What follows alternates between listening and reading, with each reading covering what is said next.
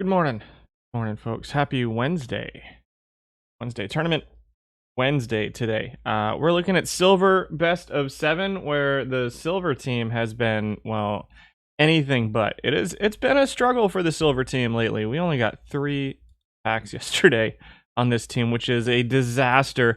But also, I only got into a couple tournaments yesterday because I had to work Tuesday nights. I know I've seen some people. Good morning, Bombers. Good morning, Mr. World. Good morning, everybody else who's hanging out in chat today. Thanks for stopping by today. I know it's a weird day and it's a different day than normal. I've seen a lot of people asking about whether the stream's going to stay on Wednesday next week or whether it's going to go back to Tuesday. And right now, the plan is to go back to Tuesday. I know that it conflicts a little bit with the Tuesday night stream, but for me, Tuesday is a lot better just because I work Tuesday nights.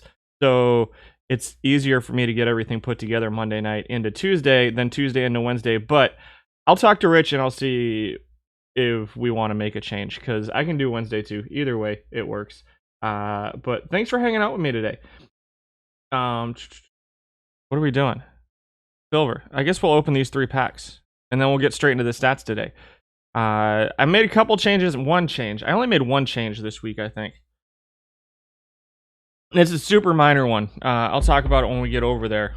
Why don't we open a Dom Black in our first pack?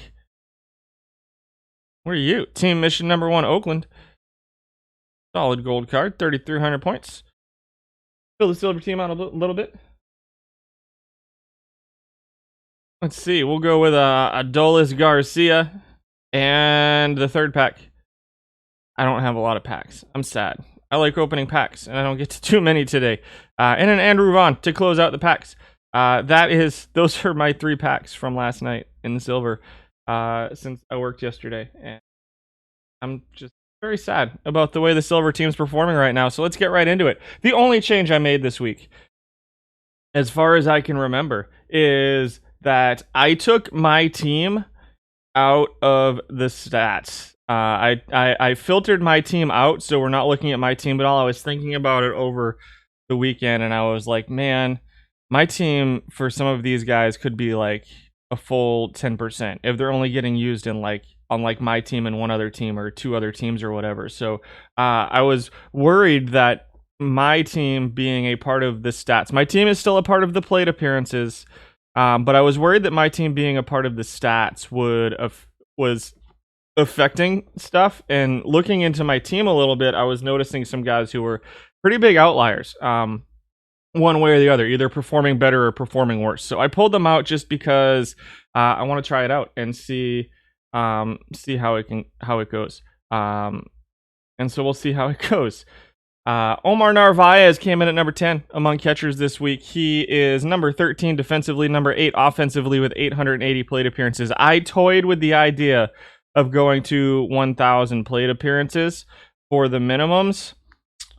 I'm still toying with that idea. I ended up with right at 10 qualifying catchers at 1,000 plate appearances this week, and so I'm toying with it. I'm thinking about it. We'll go through and see what it looks like here at the catchers and first baseman, and we'll see if maybe we want to make a change halfway through the stream because, you know, you got to stay on your toes. Narvaez came in at number 10, 8th offensively, 10th defensively this week, all-time ranking 9th out of 20 offensively, which isn't quite as bad as he was this week.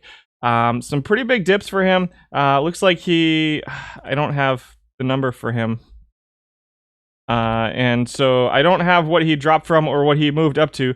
So 232 batting average, 308 on base percentage, 342 slugging. All of these numbers are from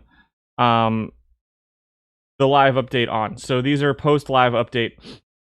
And not all of them. I went back 45 tournaments that I've been in. So if I went back all the way to the first of the month, then it ended up being like 80% of our stats. So there you go. On base percentage at 308, slugging at 342, with a league average at 320 and 391. They're all pretty low, and the defense isn't great. I don't love Omar Narvaez. It's probably a pretty easy card to get your hands on, but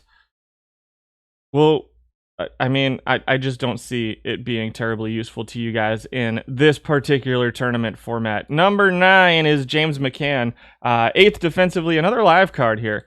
This one was 1,600 plate appearances. He's your 9th most used player. over the last 45 tournaments or so. 224 batting average, which is atrocious. 268 on base percentage, which is really, really bad. 373 slugging, 641 OPS. 282 weighted on base average. None of those numbers are good for James McCann offensively. He does hit home runs. I mean, sure, if you want 18 home runs out of your catcher, go for it. But his catcher ERA is 9th. His runners thrown out percentage is actually not bad at number 3. And his stolen bases against per game is sub 1. McCann dropped from gold. I don't know why it's not there. You know what? I wonder if this didn't get pulled over to... Sure, it didn't. It didn't get pulled over to the new template, is what happened. So, we should still have our proven winner stuff because that was there before. But the live updates aren't on this one. So we won't see the live update numbers. McCann dropped from gold. And so you're seeing a little bit here. But this is all since the live update too, since he just dropped from gold. And his catcher ERA at 390, 33% runners thrown out percentage. So pretty decent runner thrown out percentage for James McCann. Pretty low catcher ability. Everything else is kind of meh. The offense is not great. He does hit some home runs, but that's about it. 9th in runs created per 600 while being 8th defensively. Not going to cut it for me personally. Number 8 is your 4th best defensive catcher, your 7th most used catcher here in silver, Bob Boone. Really heavy splits versus lefties here. 76 catcher arm, 78 ability, 89 catcher rating, 6th in runners thrown out percentage, 3,000 plate appearances over the last month, 0.9 stolen bases against per game, and catcher ERA of 3.80, which is 6. So solid defensively, still pretty not great offensively, but you may be able to coax a little bit more out of him if you are platooning him, but I'm not sure. I think this is probably about what you're going to see out of Bob Boone offensively, even if you're platooning him. I think at this point, people have got their platoons in place at catcher and are going with who they want to go with at this point, unless they simply can't find them on the auction house. Yes, there are guys that you still can't find on the auction house. And so Bob Boone is, one of those. I think this is probably about where he stands for me as number 8. He's pretty good defensively, but not great. He's pretty bad offensively, but not the worst out of all of these catchers, out of 15 catchers. And if you can platoon him versus lefties, then great. I think there's probably slightly better options versus lefties here at catcher. We'll see them further up the list. I hope. We'll see. Number 7 is Jonathan Lucroy, who is 12th defensively out of 15 current qualifying catchers. He's 4th offensively. So if you want a little bit of offense out of your catcher, it is all wrapped up in walks and singles and kind of doubles. The slugging percentage is 3rd, 375. OPS at 700 is 3rd among catchers.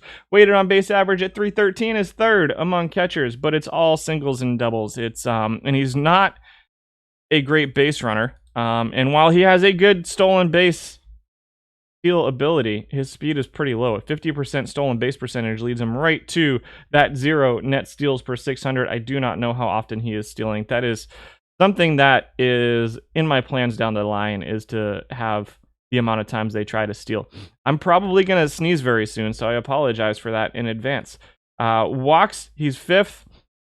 3rd in slugging, 3rd in weighted on base average, 4th in WAR for Jonathan Lucroy. But again, I think almost everyone at this point, only 652 plate appearances for him. So he's one of those guys that would not have made the cut at 1,000 plate appearances.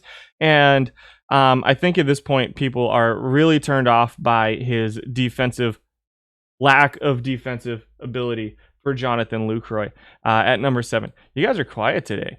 Charlie Moore at number 6. Another guy who's versus lefties here, but really, really bad defensively. You know what?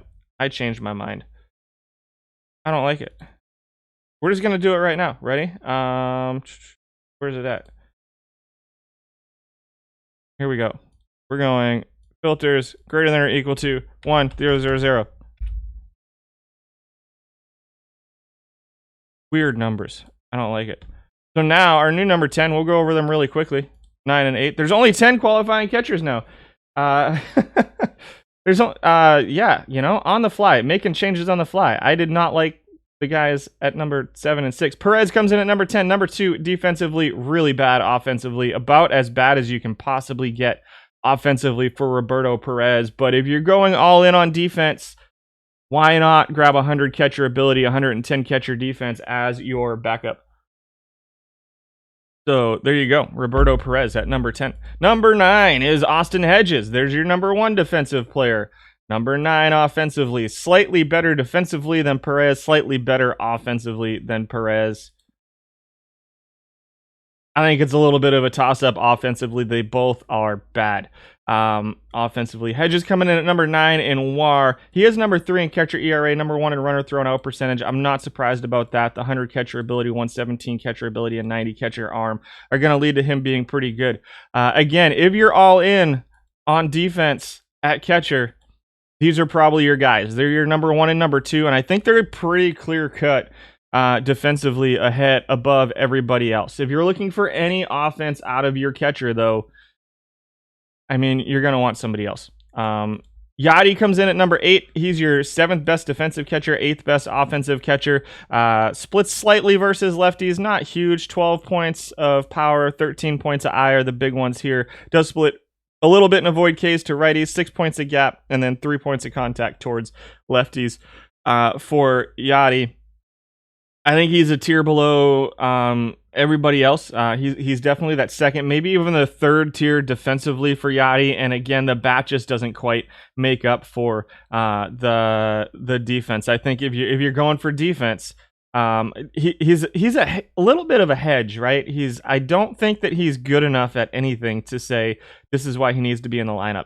So defense, you're definitely looking at Hedges, and you're definitely looking at Perez are very, very good defensively. Yadi's just mediocre. You're not going to get much out of him offensively for the defensive sacrifice, and you're not going to get much of him defensively for the offensive sacrifice. So as Excel freezes, we'll figure out more things to say about Yadi, we'll see if he retires at the end of the season. Come on, Excel. For real? Are we going to do this? Are we going to fight all day? We're just starting. McCann at number 7, 8th defensively, 6th offensively, kind of right in that same range as Yadi, where he's kind of meh defensively and kind of offensively. Probably a little worse defensively. The catcher ability is a little bit lower. In fact, 22 points lower, and I know catcher ability is some people's be-all, end-all for what they want out of a catcher. Again, McCann hits home runs, and so we already talked about him a little bit, so we'll just move on. Number 6 is Bob Boone. Number 5 now is live Buster Posey.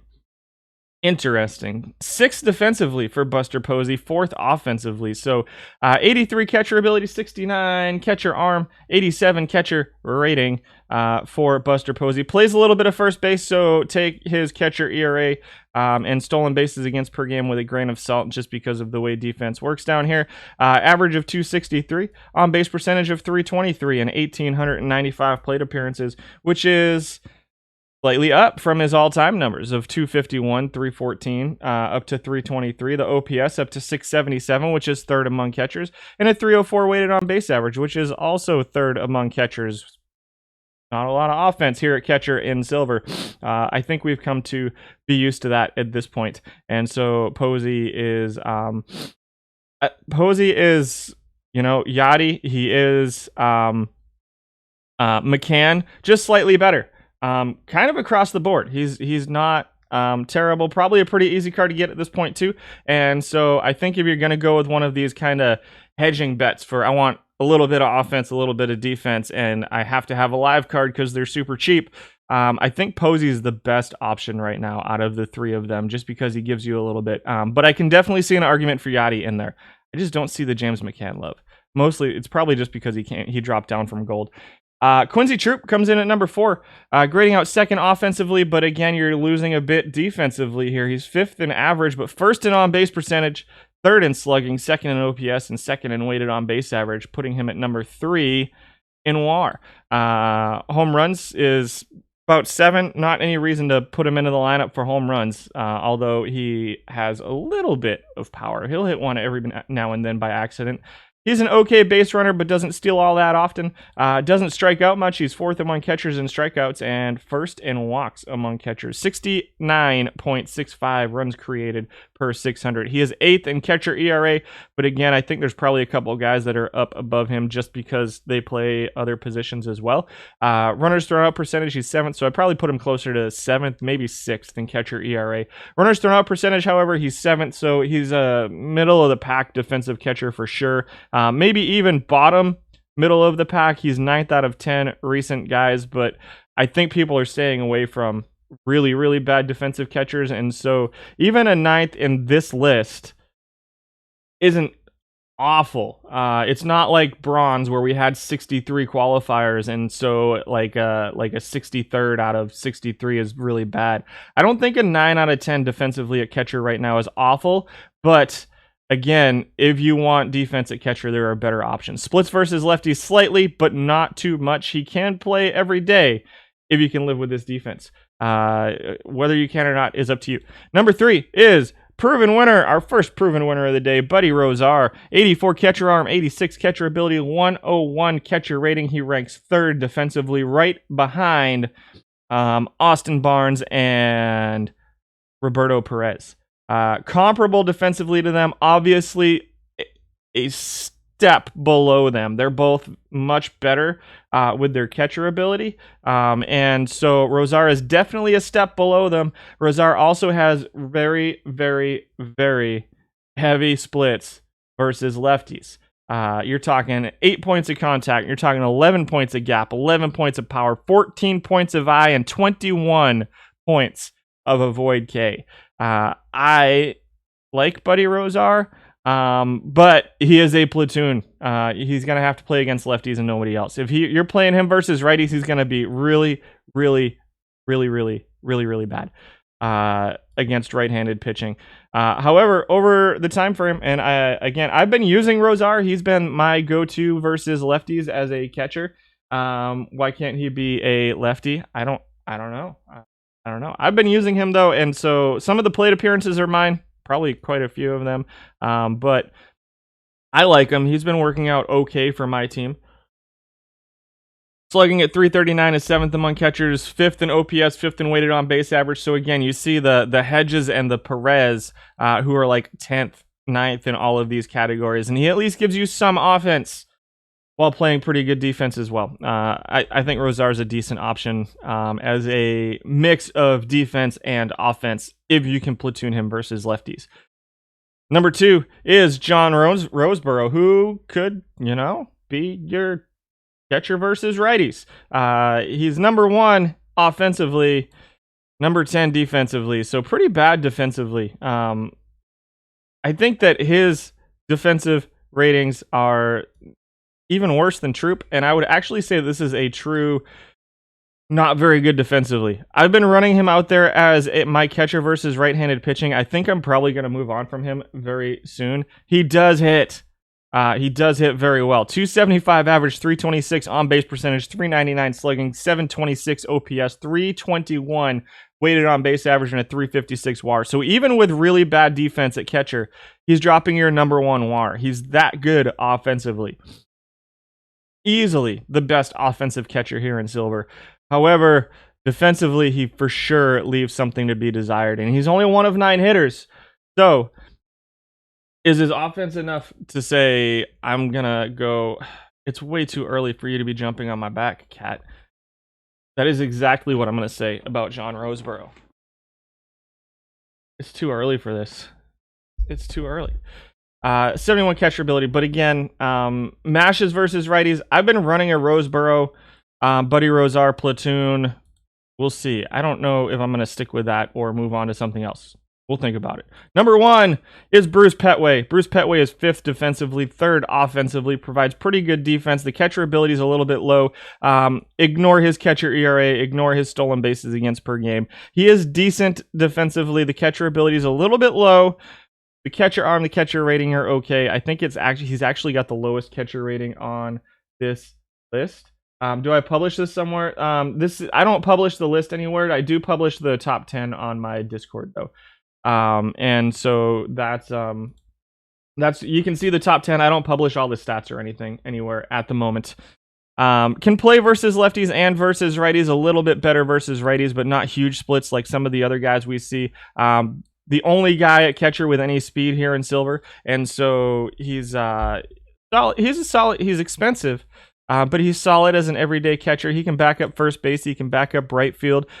Maybe use him as a versus righties catcher instead of Roseborough's defense, although his defense, I don't know that his defense is going to turn out that much better than Roseborough, but maybe use him versus right, and then use him in right field or at first base as something else for Petway. It looks like everybody who's used him has left him as a catcher. All of his plate appearances are as a catcher, so you should not see him anywhere else. You should not see him on any other list today. So that's one thing to keep in mind about Petway. He can play right field. He can play first base. But because everybody's left him at catcher, we're not going to see him as some of those other utility guys. He's not going to get matched up in some of those other positions. The steals are great. The stolen base percentage is good to go along with it. And so he's not one of those guys that steals 40 bags and then gets thrown out 35% of the time. His steals and stolen base percentage are very good. And to me, if you're a steals team, there's some of you out there, then I can see him being useful. I like Rosar. I'm going to plug Rosar in as our versus lefties catcher, as our versus righties bench. I might move on from Roseboro. I'm going to be honest. Not with these guys. I think I'm going to give...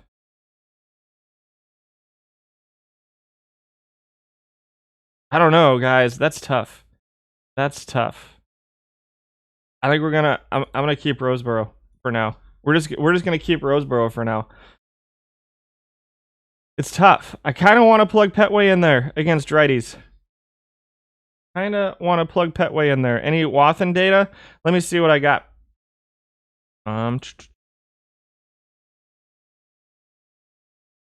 At 1,700 all-time plate appearances. Looks good. 274 average, 332 on base percentage, 355 slugging, 687 OPS. And with, what are we looking at? So let's just look at OPS. 669 was fourth. And so that would be, what was it? 705. So he'd be top 3, top 2, maybe even higher. What was Roseboro at? 726. So right below Roseboro is what we're seeing all time from him in here in OPS. 308 weighted on base average, 70 runs created, which is right up there near the top. Petway Hedges could work. I could see Petway Hedges maybe. You know what? Let's just get expensive. Let's go Petway at catcher versus righties. Defense is whatever. I don't know. Roseboro is so good offensively. He's just been bad. The pitching, I don't know. It's tough. Do it and crank that slide. Yeah, let's do it. Let's try Petway. I don't know if I have him. I don't have him, so I'm going to have to see if we can find him on the auction house. So if we can find one on the auction house today, then maybe we'll go with a Petway. I'm sure he's 20,000 points and I probably can't afford him. So let's go ahead and check that out right now. See if we can't find him. None on auction house right now, so that's sad. I'll keep my eye out. For now, it's probably going to be Roseboro taking over for him, and we'll stick with that for now. First baseman. Coming up, number 1 is my current first baseman versus left-handed pitching, who I don't love, who I would like to move on from. But Paul Goldschmidt comes in at number 10 at first base. 10th out of 13 defensively, 7th out of 13 offensively. He's just not that great. He's very easy to get at this point, since the Build-A-Legends up to silver are pretty easy to get at this point, except maybe like Rose. If the righty only meta dissolves, Roseboro isn't worth it. It's possible. So we'll keep an eye out. 8,800 for the last 10. I could afford them right now for sure. The trick is to talk bad about them before looking for all of these players. There is not a single good silver player out there, so just put all of your silver guys up on it. He's on your main team as your number 1 catcher. Who is that? Oh yeah, the name. I know who your number 1 catcher is. is Petway. Goldschmidt at number 10. Serious splits versus lefties. I don't love him at first base. I haven't been able to track down the guys I want at first base. It's been a little bit of a struggle. He's at number 10. 259 average, 215 WAR, 415 slugging percentage. Only plays first base. Doesn't do it particularly well. 80 runs created per 600 is not great. Fifth out of 13 first baseman. He's just not that good. And I would really like to move on from him, but I haven't been able to finish building my first baseman on this team. Number 9 is Ben Hauser, who I'm not sure if we saw him the last time we did silver. Only 1,100 plate appearances at this point, 1,600 all time. Was he one of the silver drops recently, I wonder? Number 1 in slugging, number 1 in OPS among first basemen, grading out 3rd offensively, but 11th defensively. Not good defensively, Ben Hauser. 31 home runs per 600. Not very many guys in this format hitting 30 home runs or more per 600 plate appearances. So Hauser with a 69 avoid K is a decent power. Okay contact rating. You see the batting average is a little bit low. The on-base percentage is pretty low thanks to the lowish contact rating with the pretty bad eye, 12th out of 13 in walks. But number 1 in slugging, number 1 in OPS. Maybe an interesting look as a number 4 hitter. I don't know that I love him as a first baseman, but the dude can mash. Heckle is just now returning to normal prices. Sorry. Zimmerman is the new versus lefties king. Yeah, we'll get there. Helton at number 8. He's a guy who splits versus righties. Again, pretty heavy versus righties defensively. He's grading out 8th at first base. Offensively, he's grading out 10th. I think of the two Build-A-Legends, I mean, they complement each other well is about all I can say about these silver Build-A-Legends. One bats lefty, one bats righty. 11th in average, 11th in on-base percentage for Helton. Which I think is a product, maybe people not platooning him. You can see his numbers have dropped a bit. It could be a bunch of people who have been having trouble building their first base have joined the fray and are playing Todd Helton every day. All time, he's ranking 13th out of 26 offensively, so it's not like he's that much better if you're platooning him, but I think this is a lot of non-platoon Todd Helton. I think you can get a little bit better out of him, but really he's definitely not a top tier first baseman here in silver. He comes in at number 8. He ends up DHing a lot. Yeah, that's fair too. Number 7 is Ryan Zimmerman. Versus lefties, he is an absolute monster. Grading out 2nd offensively, grading out 13th out of 13 defensively. Can you platoon your designated hitter? Sure, if you build your team the right way. Maybe if you have a first baseman who plays every day, they're out there. You can platoon at designated hitter. Or if you're running like an 11-man pitching staff, you can platoon at multiple positions. I run a platoon at catcher. I tend to run one either at first base or at designated hitter, and then left field ends up being a platoon a lot of the time. Those really, really heavy offensive positions. I like Zimmerman as a first baseman versus lefties. I know the defense is bad. It's really bad. I think I'm going to try him out as a designated hitter versus lefties instead. Is he good enough to be a designated hitter versus lefties? Is his bat that good? Well, it better be if he's playing defense this bad at first base. He is very, very good against lefties. I like him as designated hitter. You're hoping Don Money is the top 3 here for second base. You've won Don Money a couple times, Curly Karkovice. I've won him a couple times myself. Zimmerman at number 7. I'm a little surprised to see him this low. I think he's a very, very good player versus lefties. Number 6 is Ben Taylor, and his 19,000 plate appearances comes in at number 6. 7th defensively at first base, 5th offensively. Can run a little bit. 3rd in stolen bases. The stolen base percentage is a little bit low to me. 66 is really low. I'd probably tone him down just a little bit. The 64 speed, 73 steal is decidedly a little bit scary, actually. He's right in that range where he's probably going to try to steal more than I want him to. Splits versus righties, maybe as a platoon with our friend who we just looked at, Zimmerman. who's only at 1,100 plate appearances, so not easy to find, apparently, is Ryan Zimmerman. Ben Taylor at number 6, though. Decent defensively, pretty good offensively, not a lot of power. But the batting average is going to be good. The on-base percentage is going to be good because of that batting average. Again, it's not a walk-heavy on-base percentage, so I don't think it's super empty. The slugging percentage is a little bit low. The OPS, weighted on-base average, are all a little bit low for a first baseman. I don't think he looks terrible as a right fielder. We'll see how he matches up with them. So it looks like we may not see him over there. We probably won't see him at right field. So we'll just have to keep him in mind. It looks like he gets mostly listed as a first baseman as opposed to a right fielder. Your number 1 plate appearance guy with 53,000 plate appearances all time and 18,000 over the last 45 or so tournaments. Means my spreadsheet has errors somewhere? Probably. I've been trying to tell you guys this, and you keep coming out to watch me, and I'm like, nothing in here makes any sense anyway, and it hasn't worked for me. It's worked for some of you, that's for sure. We'll see where he ends up. I do like him offensively.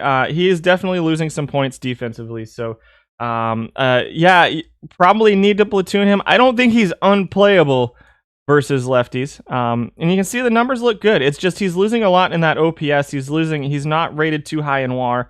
You can see it's down a little bit. All of these numbers are down a little bit from his all-time too. So again, similar to maybe the Zimmerman where we're seeing the numbers drop a little bit, or the Goldschmidt where we're seeing numbers drop a little bit. It might just be that he's not getting platooned right now. All-time he's grading out a little bit higher offensively, 5th out of 26 as opposed to 5th out of 13. So I think this is a really good card if you can platoon him versus righties. I think that it's a good card. Fair, Lowry. This is I just give you guys numbers. Harry Heilman comes in at number 5. Had a good week, I guess. I don't. All-time ranking 17th out of 26 offensively. For some reason this week ranking 8th out of 13. That makes sense. Decent defensively. So he's gaining a lot defensively because he's grading out at number 4 defensively thanks to his 72 first base rating, 55 error, 59 double play, and the decent range at first base. There's not a lot of first basemen that play this well. I don't think he should necessarily be rated this high. He is dropping a 741 OPS, which is 8th, 410 slugging, which is 8th. Is 3rd in batting average, but that's about all that we can say about Harry Heilman at this point. Pretty heavy splits versus lefties, and I think Zimmerman's probably a better option versus lefties, unless you just really want defense at first base. And Heilman plays a little bit of right field, a little bit of second base, maybe a backup right fielder, but not so much. 2,600 plate appearances, 269 batting average, 331 on base percentage, 410 slugging, 741 OPS, 328 weighted on base percentage for Harry Heilman. He's 5th out of 13, which still isn't too high. Eric Thames comes in at number 4. Proven winner, Eric Thames, a card that I've been trying to find and just can't do it. Hits very, very well versus right-handed pitching. 90 power, 76 gap, 77 eye. You're going to see a lowish batting average, but a good on-base percentage with some pretty good power out of Thames. The reason you see the batting average is simply because he's not putting a ton of balls in play because of that avoid Ks. The power is going to keep balls in play down, and then the contact, his balls in play aren't going to be good. So a 234 average seems a little bit low to me, but the 45 avoid K, 64 contact tells me it's going to probably be pretty low. 4th in on-base percentage, 7th in slugging, 5th in OPS, 5th in weighted on-base average, and 5th defensively. Pretty good defensively at first base. The 29 error rating is concerning to me. The lefty-righty splits only matter if anybody actually uses lefties. What are we looking at right now? So we're seeing 90% right-handed pitching from starters, 64%. We didn't talk about that at the top, but it is very heavy right-handed pitching right now in silver, and Thames is very, very good against right-handed pitching. From a power perspective, again, that batting average is a little bit low at 234. Where do you want to put him in your lineup if you're going to use him? Probably 4th is where I would put him, 4th or even 5th.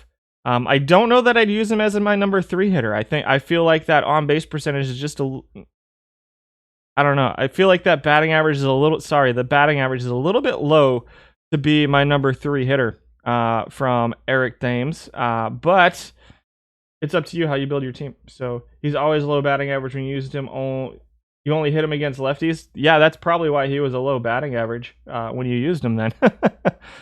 He does split really heavy versus righties. Number 3 is Buck O'Neil, grading out number 1 defensively. However, gotcha. Okay, that makes sense. Yeah, I can absolutely see the batting average. And again, all time his batting average is at 235. So you're not going to get a good batting average, but you'll get 20 plus home runs out of him, which is still only 4th. I do like the Thames card though. Buck O'Neil comes in at number 3. Number 1 defensively, pretty far and away number 1 defensively among first basemen. The splits are there, but they're not as evident as some of these other guys. I think he'll be a little bit better versus lefties, obviously, but he can hit versus righties too, just not great versus righties. A 254 average, 355 on base percentage, 375 slugging, 730 OPS, and 329 weighted on base average.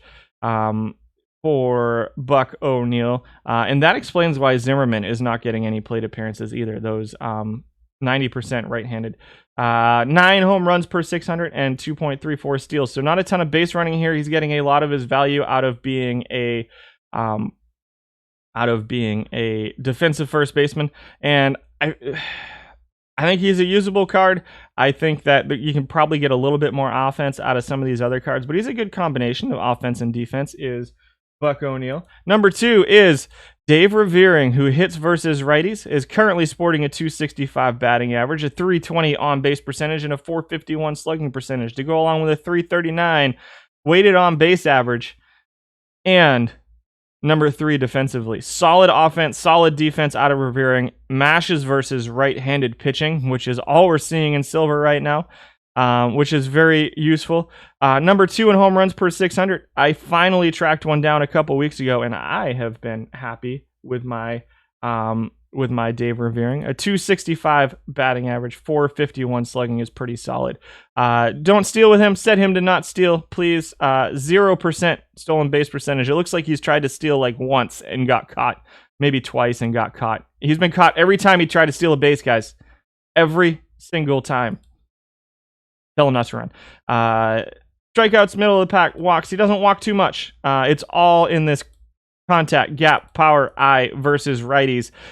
He's a very, very, very solid card versus right-handed pitching here in Silver. I really like him a lot, and I am really glad that I tracked him down. Who's number 1? It's going to be Jake Daubert, isn't it? It's going to be Jake Daubert. Whitey Lockman? We haven't seen Whitey Lockman. We haven't seen Jake Daubert. We haven't seen Hal Chase yet either, so let's see who number 1 is. It is Whitey Lockman at number 1, grading out number 1 offensively and number 2 defensively this week at first base. Let's look into these numbers a little bit.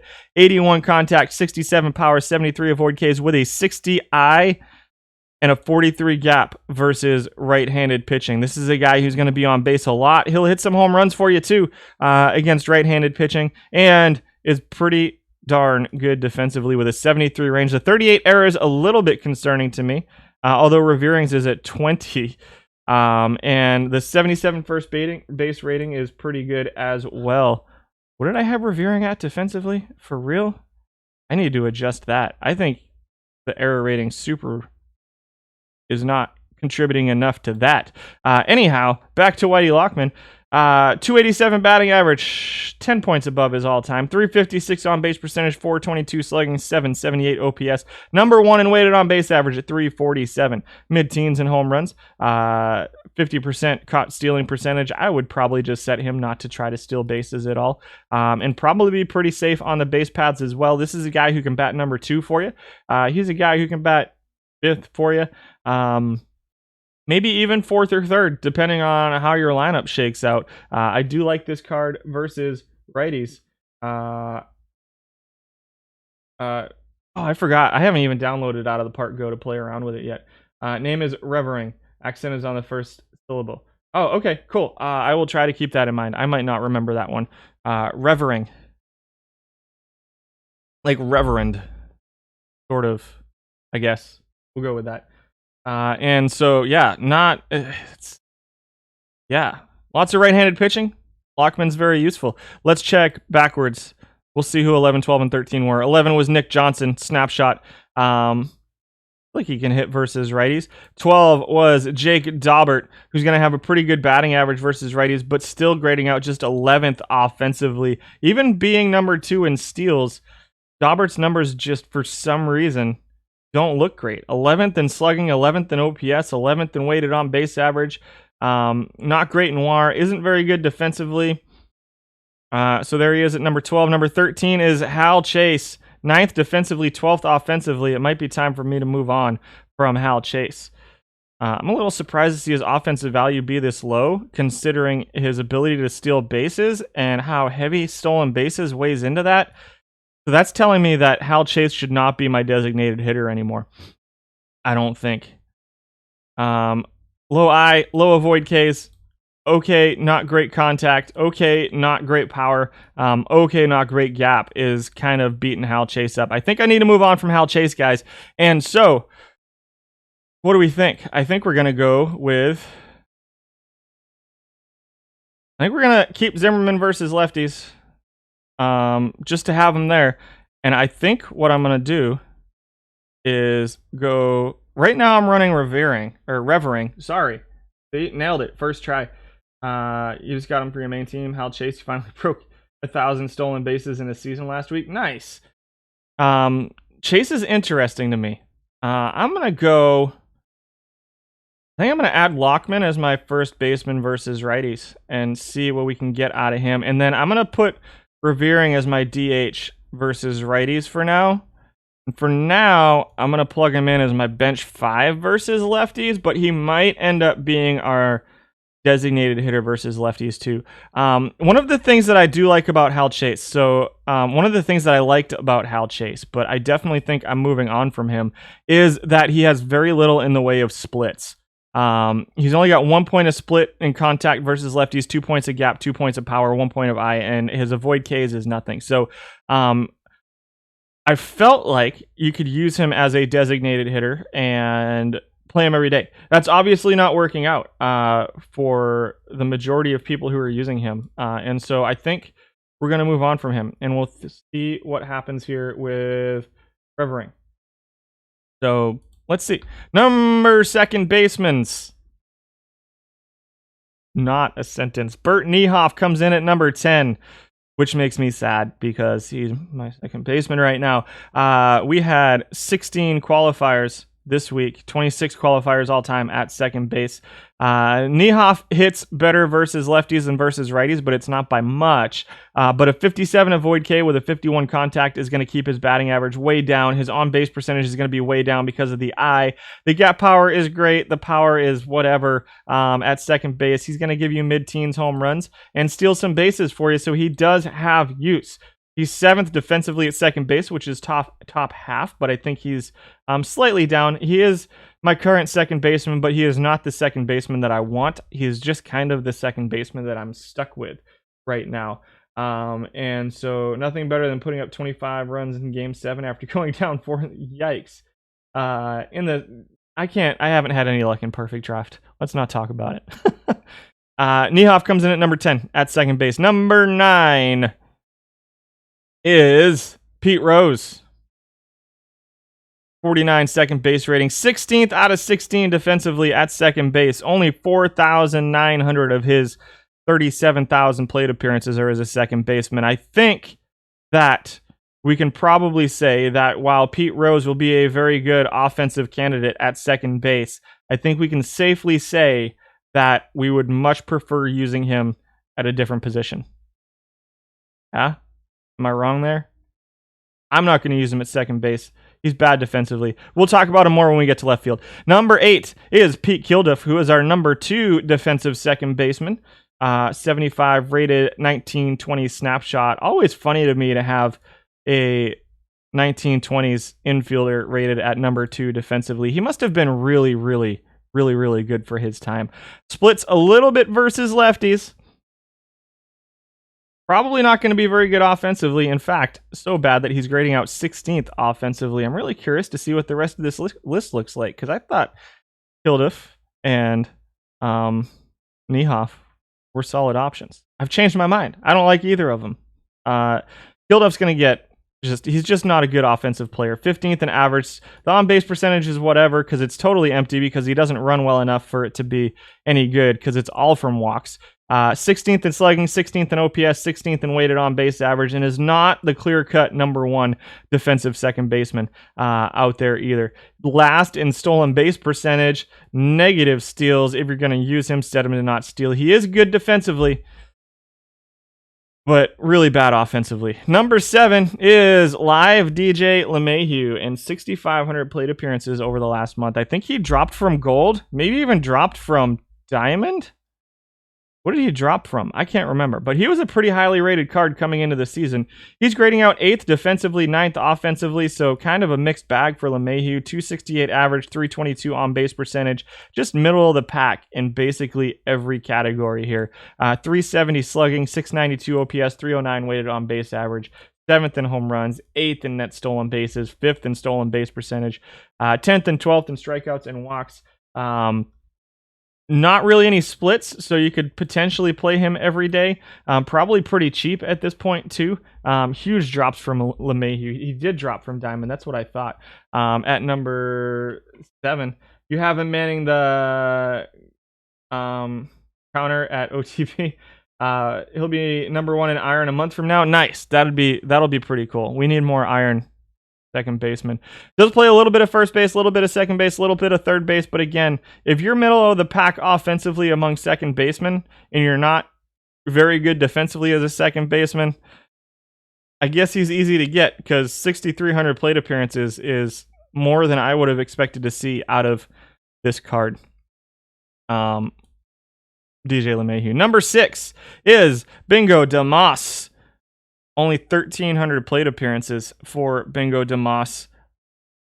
6th defensively, 11th offensively, runs a little bit. 254 average, 334 on base percentage, 334 slugging. OPS is pretty low at 668, 13th in that category. 303 weighted on base average has him 10th for Bingo Damas. Plays second base, plays third base, plays left field, but doesn't.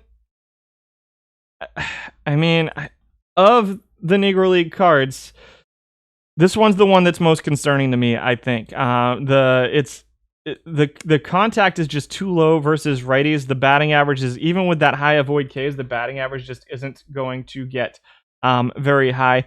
Definitely could be useful as a utility player. Left field, second base, third base. You guys know how much I love these guys who play like weird combinations of positions, right? Because you can then platoon and you can platoon more interesting positions and make good choices elsewhere.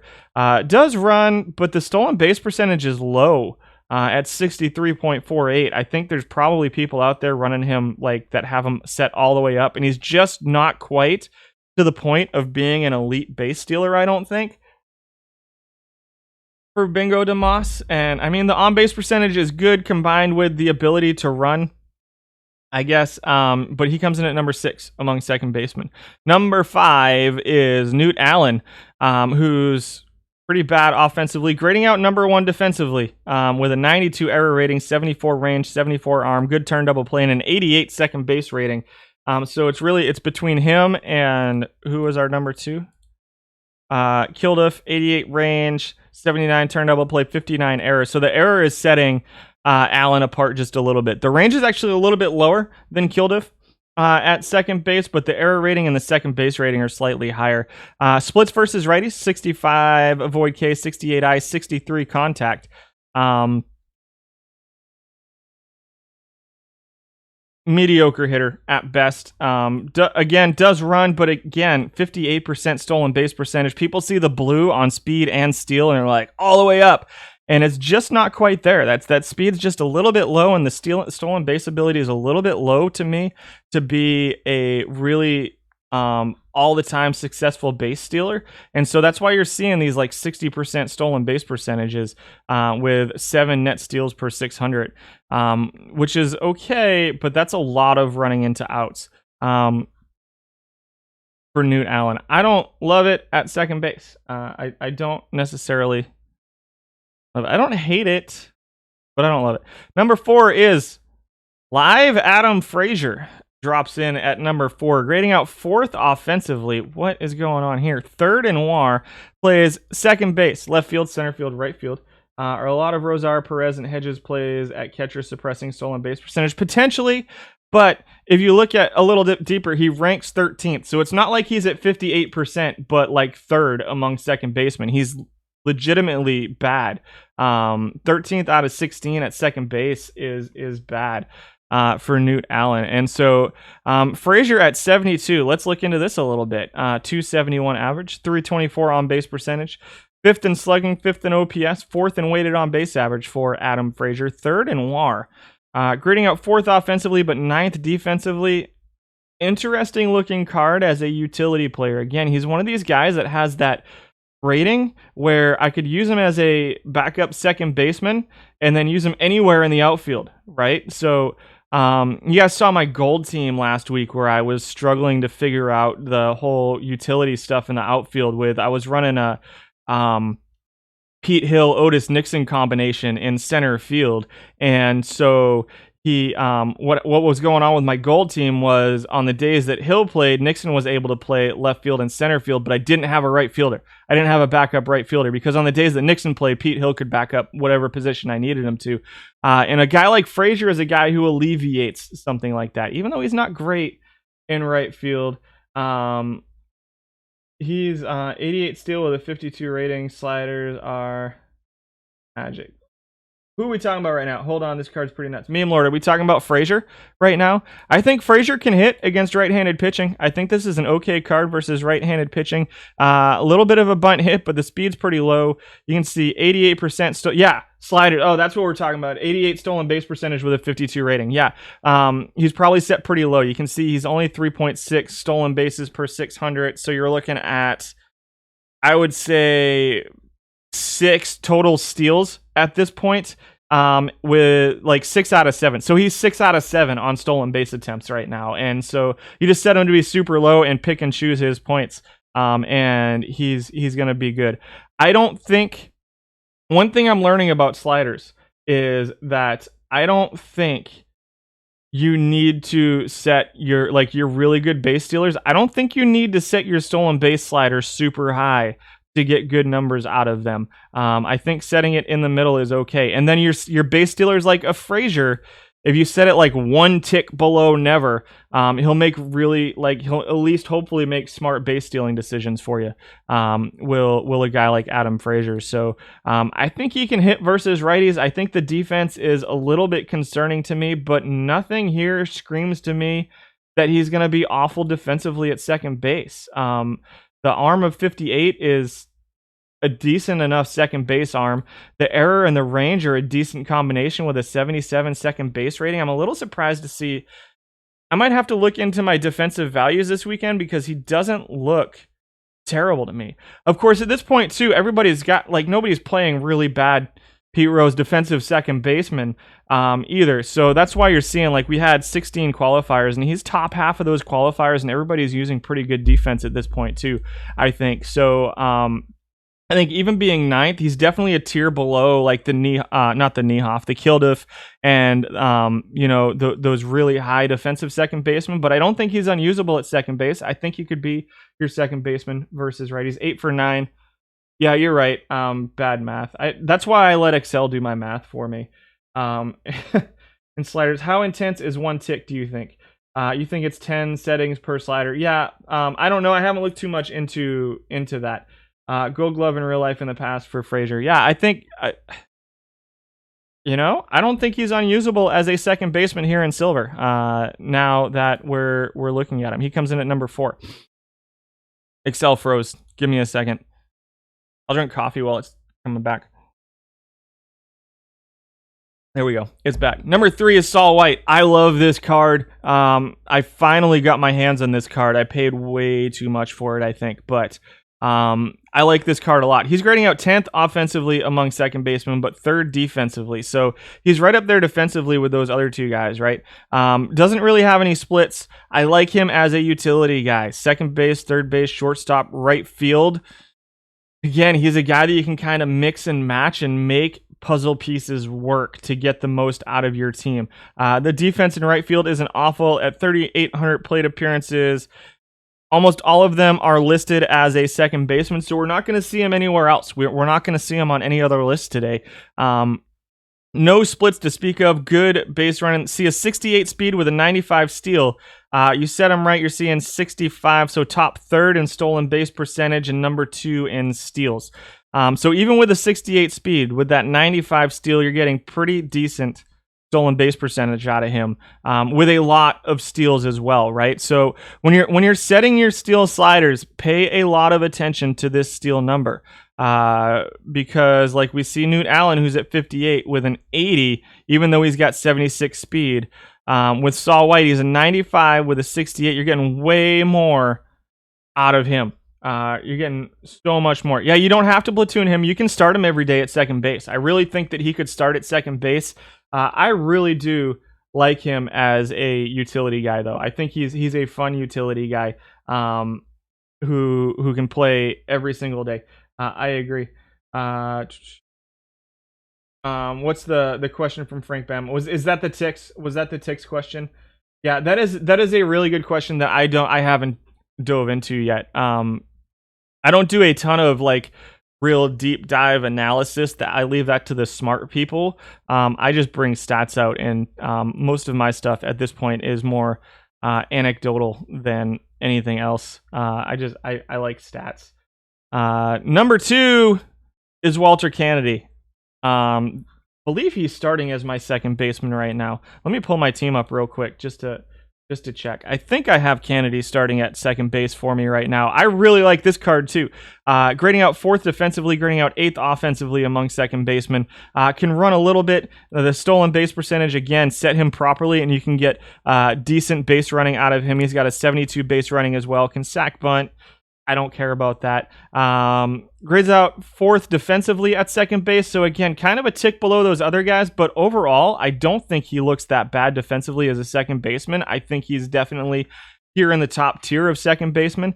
Doesn't have any splits to speak of, can hit versus righties and versus lefties, though his on-base percentage is going to be pretty low. The batting average is going to be decent. He's going to give you some good doubles and some good base running to go along with it. Number 1 in WAR among second basemen for Walter Kennedy right now. What factors into the hit and run slider? For me, I look mostly at avoid Ks for the hit and run slider. The avoid Ks and the contact a little bit. I've actually really toned down my hit and run sliders. I think it was affecting my guys a lot. I think in order to push it up really far, you have to have very good avoid Ks and good contact or batting average, ball and play rating is what this is. And I think that you kind of need both of those to help your thing. So my really good avoid Ks guys get put right kind of in the middle. Everybody else is kind of off. So the hit and run is on batting, not running. Yes. So to me, and so for a hit and run, you're telling the runner you have to steal. Now, that said, if you have a really bad base runner, you're probably, if you're running a hit and run behind a really bad base runner a lot, you may be increasing the chances of him getting picked off because he's probably trying to take a little bit bigger lead. But I don't know all the numbers that go into that. But it is almost entirely on the hitter. It's almost entirely on this, because what's going to happen on a hit and run is the base stealer is going to run, and no matter what, the batter should be swinging unless he misses the sign, which it's a game. So he's going to be swinging. So this is to me is the number one most important factor in your hit and run. And what I've found is that if they're not absolutely elite in this with the hit and run, like I'm talking 90 plus, then you're going to see some downtick in both the batting average and your runner's stolen base percentage. So if they swing and miss and you've got a guy like Zimmerman running or something, he's going to get thrown out. So keep that in mind.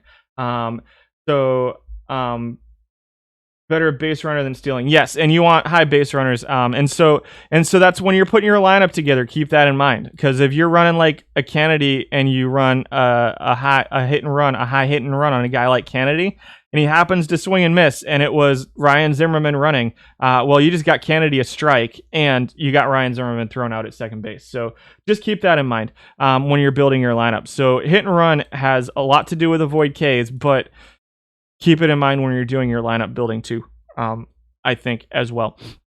Kennedy comes in at number 2. To me, he's number 1. I really like him at second base. I know his average and on-base percentage are a little bit low, but it is what it is. Number 1, let's see who number 1... I hate this guy. I hate this card. That did not just happen. 1,100 plate appearances for David Fletcher in silver over the last couple weeks. Somehow he dropped a 295 batting average, a 347 on base percentage, a 388 slugging, a 735 OPS, a 326 weighted on base average. Guys, you told me his numbers were bad. You told me he was awful. We talked about this when we were doing bronze 2 weeks ago. Third in strikeouts, he just doesn't strike out, and he's got a pretty good contact rating, and he's very good defensively at second base. I don't know, only 1,100 plate appearances all time. He probably just got over. We're not going to see him anywhere else because it's only 1,100 plate appearances. He has to have had at least 1,000 plate appearances as a second baseman to qualify here. He grades out 5th defensively at second base. Hits versus lefties, so if you can get him to platoon, I mean, he doesn't have to be platooned, but the 3 points of avoid K and 5 points of contact is going to make him far more effective against lefties. Not far more, but more effective against lefties.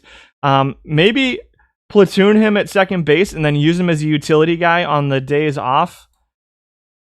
I'm very sad. I can't believe he came in at number 1. Walter Kennedy is my number 1 silver second baseman, but Fletcher, he looks good. Again, smallish sample size at 1,100, but it looks like it's working out for Fletch. Any Brent Gates data? Let me see. Actually, let's not do it here. Let's do it on this one instead. We might see him somewhere else. Seeing a 254 average. Well, actually, let's go backwards. I'm on second baseman. 317, 343, 660 OPS, 297 weighted on base average is pretty low. Let's see if he was further down on the second base list. Really quick. We're going to go through this pretty quick. He was 11th. Is a proven winner. 10th defensively, 14th offensively. But is on a teams that win a lot of the time. 24% of his points percentages here. Okay, he looks okay defensively. He looks pretty okay. With the 84 range, error is a little bit low. He comes in at number 11. 254 average, 317 on base percentage, 343 slugging, 660 OPS.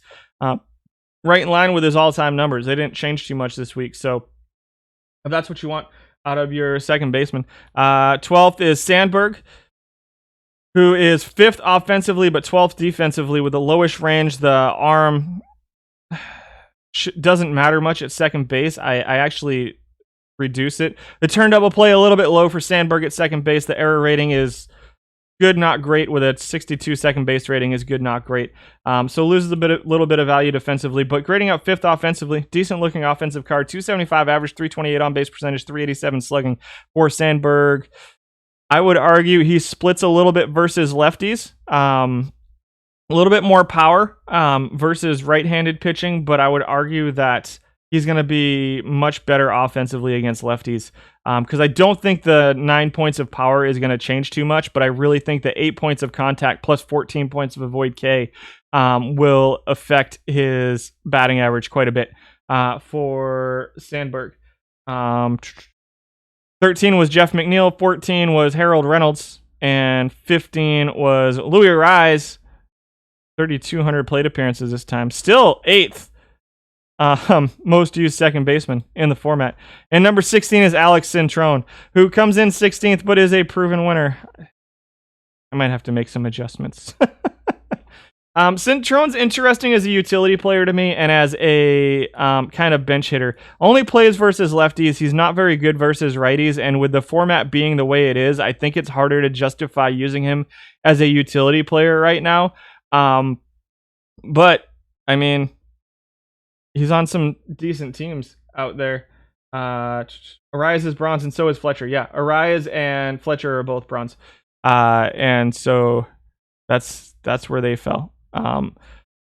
Arias grading out 7th offensively. So Fletcher gains a lot because he's a really, really good defensive second baseman. Arias just doesn't get to that level as a second baseman. He's just not as good defensively as Fletcher, while being not quite comparable offensively, but not too far off. Does hit versus righties. I don't think he's unusable, especially as like maybe a utility left fielder, second baseman type thing. Maybe as a utility at third base. I don't think I'd use him as a backup shortstop though.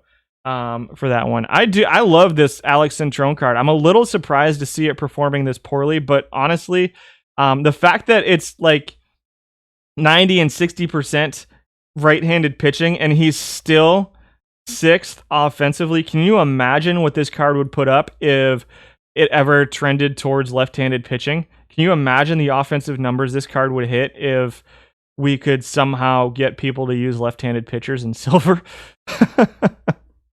Because he's just this card. It's an awesome offensive card. I think he's really cool. He can play third base.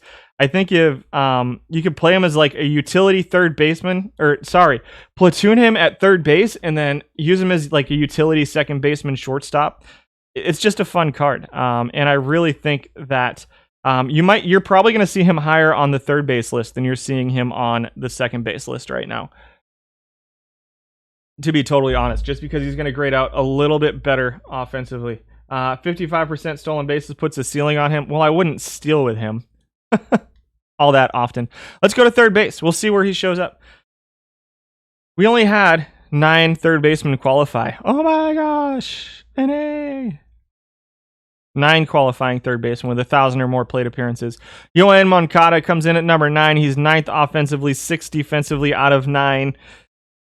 Just not great. What does he do? Does he do anything well? He steals. He's 3rd in stolen bases and 2nd in stolen base percentage for Moncada. 9th out of 9 in every single rate stat. And 9th in WAR. Probably stay away from Yoan Moncada at third base right now. You can't find NA on the auction house. Everybody I want to find is NA on the auction house. Harry Lord comes in at number 8.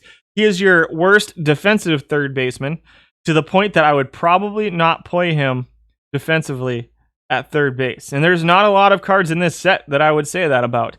But he's number 1 offensively among third basemen. This is an interesting looking card to me as a designated hitter. 287 average, 326 on base percentage, 413 slugging, 739 OPS, 326 weighted on base average, 10 home runs per 600. Nameless Poet, what do you think about him? You have him on your main perfect team? Rakes against right-handed pitching. You know what? I might go with him as my DH instead of Dave Revering against right-handed pitching. I might do that. Let's do that.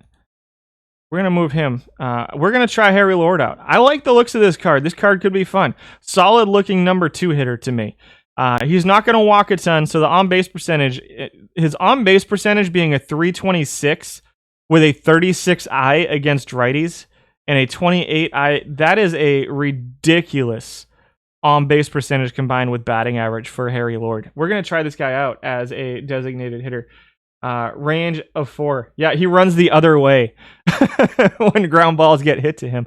No, outfield range of 4, infield range of 25. Like, he's just sitting in the dugout chilling. Yeah, let the shortstop handle it. Where's Bronzy when you need him?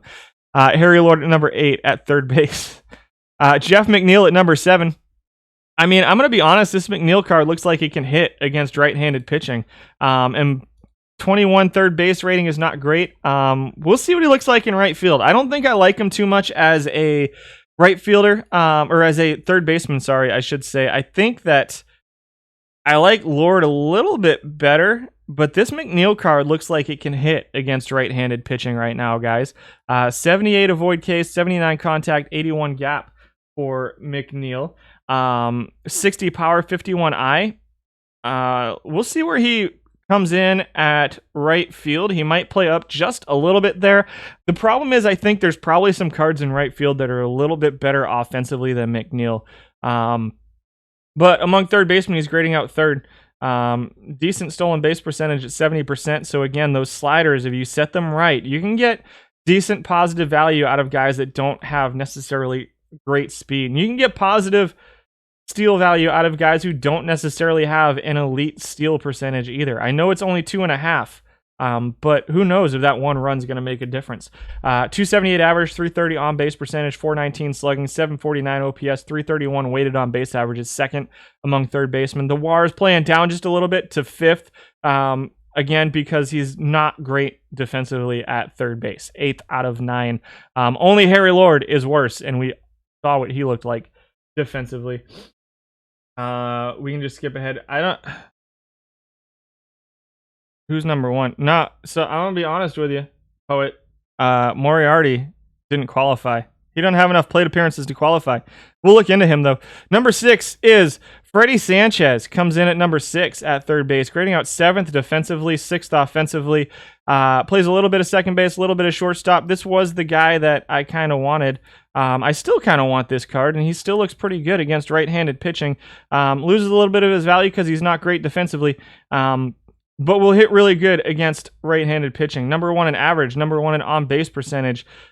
Do not run with him. Very bad base runner. It looks like people are being pretty smart. If you can DH him against righties, if you can find this card, I think you can DH him against righties. Yeah, he'd be a good number 2 hitter with that 304 average, 304 on-base percentage. I think the 304 average is the highest batting average in the entire format right now. It is really, really, really good. But again, it's all singles and doubles. It'll be singles and doubles. Don't expect a ton of home runs, which is why I say bat him like second. Throw a good on-base percentage leadoff hitter ahead of him, and he's going to be a solid number 2 hitter for you. I love this card. Really want it on this team at some point. I'm still going to give... We're gonna see if we can track down a Harry Lloyd. He might be a little bit easier to find, or a Harry Lord. He might be a little bit easier to find at this point than Freddie Sanchez. And I'm gonna be honest. I think he can hit against lefties too. Obviously, versus righties is going to be way, way better. But I think he'll hit against lefties too. It won't be to a 304, 334. But you're probably looking at like 275, 280-ish batting average against left-handed pitching for Freddie Sanchez. Number 5 is Matt Duffy. 83 third base rating, grading out third defensively. This is your 2018 snapshot. 8th offensively, 5th in batting average, 5th in on-base percentage, 8th in slugging, OPS, weighted on-base average WAR out of 9. So decent on-base skills, especially against righties.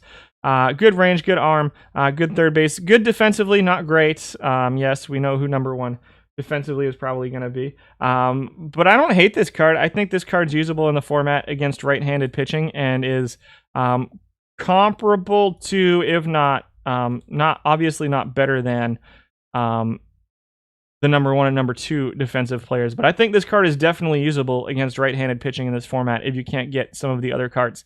274 average, 325 on base percentage. Again, similar to Sanchez, where he'd be, although he's not elite here, where I think he'd make an okay number 2 hitter. I'd probably hide him at number 6 or number 7 in my lineup if I was putting the lineup together. Live Jew Urshela comes in at number 4. 5th offensively, 4th defensively. I love watching these Yankees players just drop. I don't know what Urshela was before, but I'm just gonna assume he was like a 96 before the season started and dropped to a 74 just for the sake of me being happy about it. 0% stolen base percentage, 1,400 plate appearances for him. 260 average, 305 on base percentage, or 8th in both of those. Little bit of slugging, weighted on base average is okay. Urshela comes in at number 4. Mediocre defense, mediocre offense at third base for Urshela. You just absconded with a... you got your pack. Let me know if you guys get anything good out of your packs today. It's been a really long time since I've gotten anything good out of a pack. I'm a little sad right now. Judd Wilson comes in at number 3. Pretty heavy splits versus righties here. 8 points of contact. You're talking 8 points of contact and gap. Only 3 points of power, 6 points of I, and 3 points of avoid K. So moderate splits versus right-handed pitching. Is number 2 in stolen bases, but number 6 in stolen base percentage at just 65%. Anybody who's not getting above 70% to me, I tone down a lot. And so he loses a little bit of value because of that 65% stolen base percentage. He is 3rd in average, 2nd in on-base percentage, number 1 in slugging OPS and weighted on-base average among third basemen. So definitely a usable card here at third base. Can also play as a utility. Ditmar's a guy. Is he one of the Yankees? Is he one of the Yankee historical silvers? You got a Bieber the day before he went to perfect. Nice. That works out well. I think Wilson's an interesting card. You can use him as second baseman, third baseman, left field, maybe shortstop. I mean, the range and the arm are not good, but I don't think unusable every 5th day at shortstop. The 37 shortstop rating for sure is concerning, though. And then the 40 error plus 29 first base rating aren't great to me. So I think as a utility guy, he's more of a second base, third base, left field. I try to keep all of my defensive players above 50 when I can. Solid offensive card for Judd Wilson. Not quite to the point of Freddie Sanchez and the average and on-base percentage, but, just kind of a tier below that. But you're going to get slightly more power out of him with that 55 power. He'll hit more home runs, and he can run, which is something that Freddie Sanchez can't do either. So I like the Judd Wilson card. I think it's a pretty solid card. Number 2 is former number 1 Brooks Robinson. Still splits versus lefties. So again, in this format, he's number 2 defensively. Still splits versus lefties, obviously, because the historical cards don't change. So I don't know why I say still. 10 points of contact, 10 points of avoid Ks. The gap goes slightly towards righties. Some power versus lefties. So again, you're seeing him 7th offensively, 2nd defensively. I don't think unfortunately, Nolan Arenado showed up and is number 1 defensively and is grading out number 4 offensively. So the question then in the format becomes, with 90% starting pitching being right-handed, let's see, we've got, 10 points of range, 8 points of range, 16 points of arm. The double play for Robinson is better, but who cares? He's third base, 86 error, 2 points of error, and 10 points of third base rating. Arenado is clearly the better defensive third baseman, right? And he's grading out 4th offensively, whereas Brooks is grading out 7th offensively. And so 69 contact, you're looking at 2 points of contact. The gap for Brooks is a little bit better, but the power for Arenado, much better. The eye, much better. The avoid Ks is slightly worse for Arenado versus righties. If the format was versus lefties, and really, I think Arenado is the clear number 1. And luckily, he's pretty easy to get at this point, with him being the Colorado Rockies, franchise heroes number 1 collection or something, whatever. The Rockies team collection number 1 is Arenado. I wish he was a little bit better offensively versus righties, but not unplayable versus righties for sure. If the format ever goes even slightly more lefties, he becomes even better than he is now. But right now, I think he's pretty clearly the guy if you're going to choose a third baseman for an everyday third baseman. If you can platoon him, great, but he's never going to play. Once out of every 10 games. He can play versus righties. He's very good defensively. I don't know. I would go so far as to say he's far and away the best defensive third baseman in silver at this point. And he'll hit a little bit versus righties, and he'll hit a lot versus lefties for Arenado. So there you go. You got Johnny Vandermeer yesterday. Nice. Awesome. So there's Arenado. We're just going to run him every day because I can't platoon everywhere. So we're just going to say Arenado's our third baseman every single day. I didn't pick a second baseman because I'm hilarious and forget things. Also, I don't think I made up my mind at second base. And so I think we're going to call him our everyday third baseman. Could you go with like a Judd Wilson, Arenado platoon? I think so, but I really think that Arenado's defense has to be played every day. It's not my sheet. Nameless Poet. Moriarty didn't have 1,000 plate appearances to qualify. Give me a second. Let's see what happens if I change it.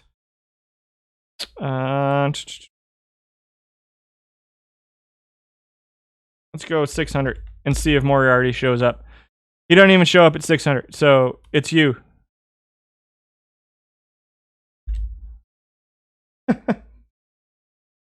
Let's see.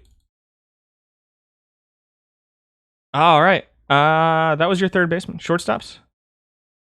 How many shortstops did we have? Oh, here we go. We had 12 shortstops qualify. Did you miss Heavy and Dandridge? They're gold. Heavy and Dandridge are gold, are they not? Am I wrong? We're doing it's silver, Frank. Right? Am I wrong? I might be off my rocker right now. You take Hafner every time he comes up in perfect draft. Interesting. Yeah, Heavy and Dandridge are gold. So you need to start playing silver so I can see what I'm missing. Go ahead. I like it. You're good, Frank. You had me nervous there for a second. I'm like, am I dumb?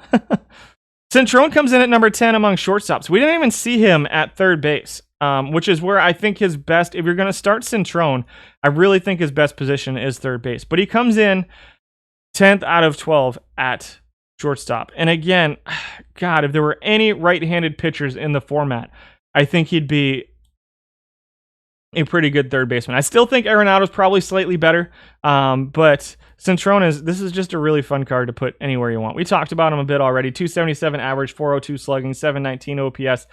Good offensive card. They can back up shortstop, second base, third base.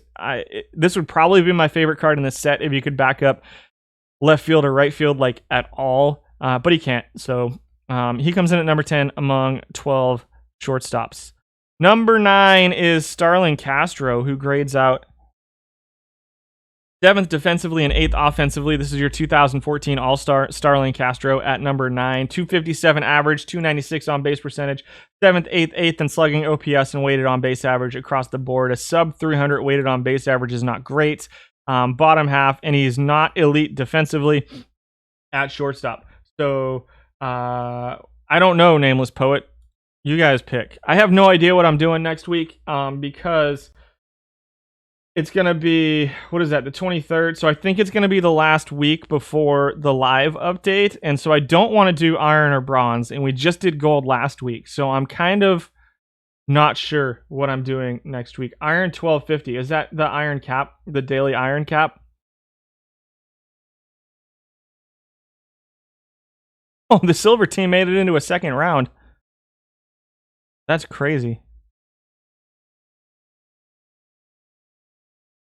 And they're blowing away that second round. This doesn't happen with the silver team very often, so I'm a little surprised.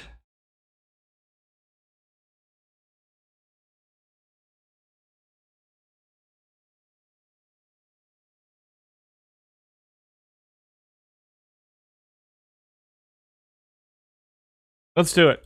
Let's do iron. Iron cap. We're in tomorrow's. I will try my best to get into the iron caps for the rest of the week. I will try my best. So I've been wanting to do full caps, right? For iron and bronze. I've been wanting to do, because I used to do them on my feed like once a week, and we'd be like, this is how the iron caps and the bronze caps went. And then life got really busy when I got this job, and so I haven't been able to get into the cap tournaments as often as I would like. Let's do iron cap next Tuesday. Let's do it. Should be fun. Perfect drafts have been rough this week. Is there a not impossible way to do a perfect draft week? I'll think about it. It's not going to be next week. That's for sure. I am not prepared for perfect draft next week. I'll think about it in the future. It's tough. So perfect draft is tough just because the pool is going to be so large. I'll have to think about that. Why is iron cap easy? Now with out of the park go, there's no excuse. Fair enough. Why is iron we'll see. Yeah, I'll think about the perfect draft thing. It's so tough because it's a 4,000 card pull, right? And so the only way for me to get guys doing that is I don't know. They'd have to be like, I don't know. I'm gonna think about perfect draft, and I'll talk to you guys tomorrow about my thoughts on perfect draft. I'll try to come up with something overnight and see about a format that I might make work. Any cap turning works. We need more cap turning focus for sure. What's up, Bluebird Silver? I don't think I've seen you post in chat yet today. So yeah, we'll see. I definitely want to get to a cap. It's been a what's that? Getting into that? Yeah, getting into it is definitely easy if you have the brain power when it's open, and I haven't had a lot of brain power the last few weeks, so that's why I haven't been able to get into the bronze and iron cap. They're two of my favorite tournaments right now, and I just haven't been able to get into them enough recently. Adalberto Mondesi comes in at number 8. What time is it? Oh my god, it's already 12:24. I gotta work tonight, guys. We gotta get through this. Adalberto Mondesi comes in at number 8. He's 5th defensively at shortstop. 82 range, 84 arm, 73 turn double play, 71 error with a 74 shortstop rating. This is a live card that only plays shortstop, which is interesting for these middle infielders. You don't see too many live cards at this point that only play one position. And so I think he loses some of his value there, especially since he's just not great offensively. He does hit some home runs.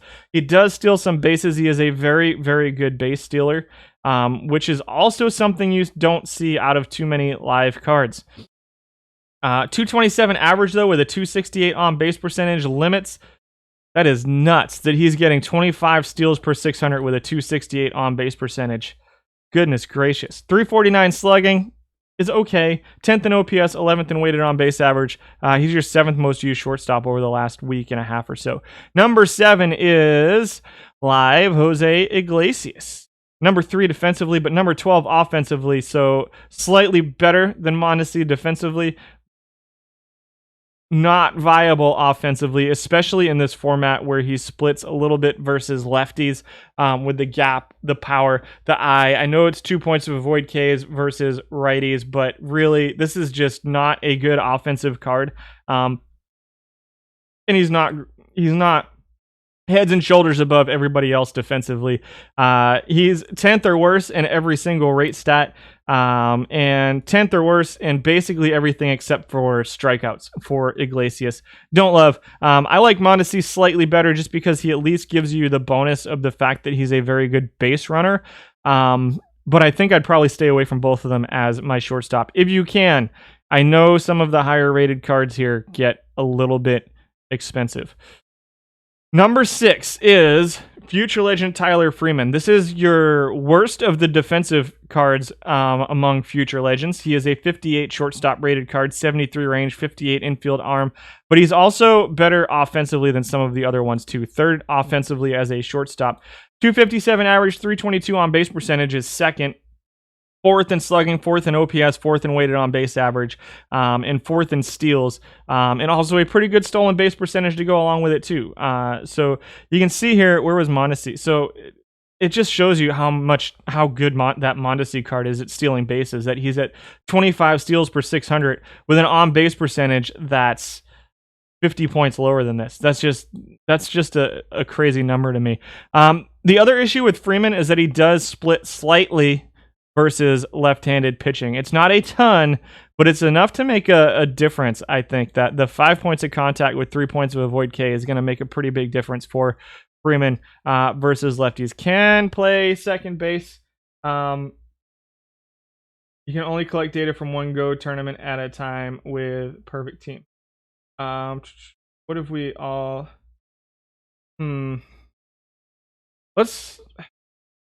I'll think about it, Mahler. Mahler said, what if we all send you perfect draft data to import over the next week? I'll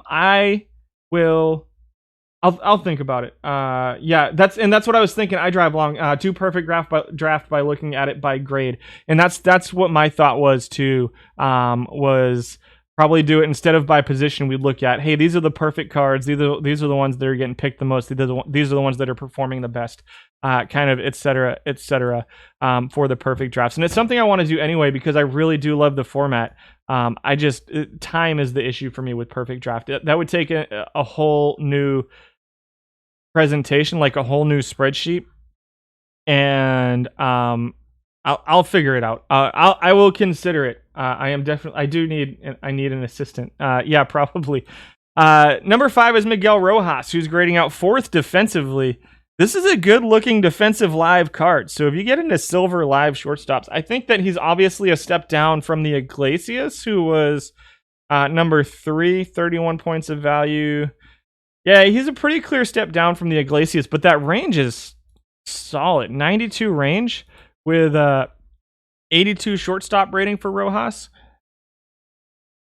And offensively gives you more than Iglesias does. So live of the live cards right now, I think the Rojas is the one I like the best.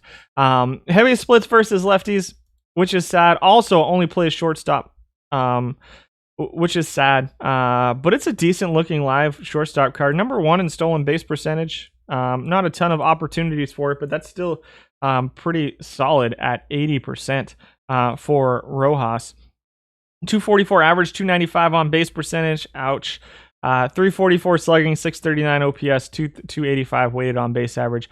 Putting up a solid 233 WAR. It's a defense first card, but he's at least giving you some semblance of a bat as opposed to some of the other defensive shortstops that are live.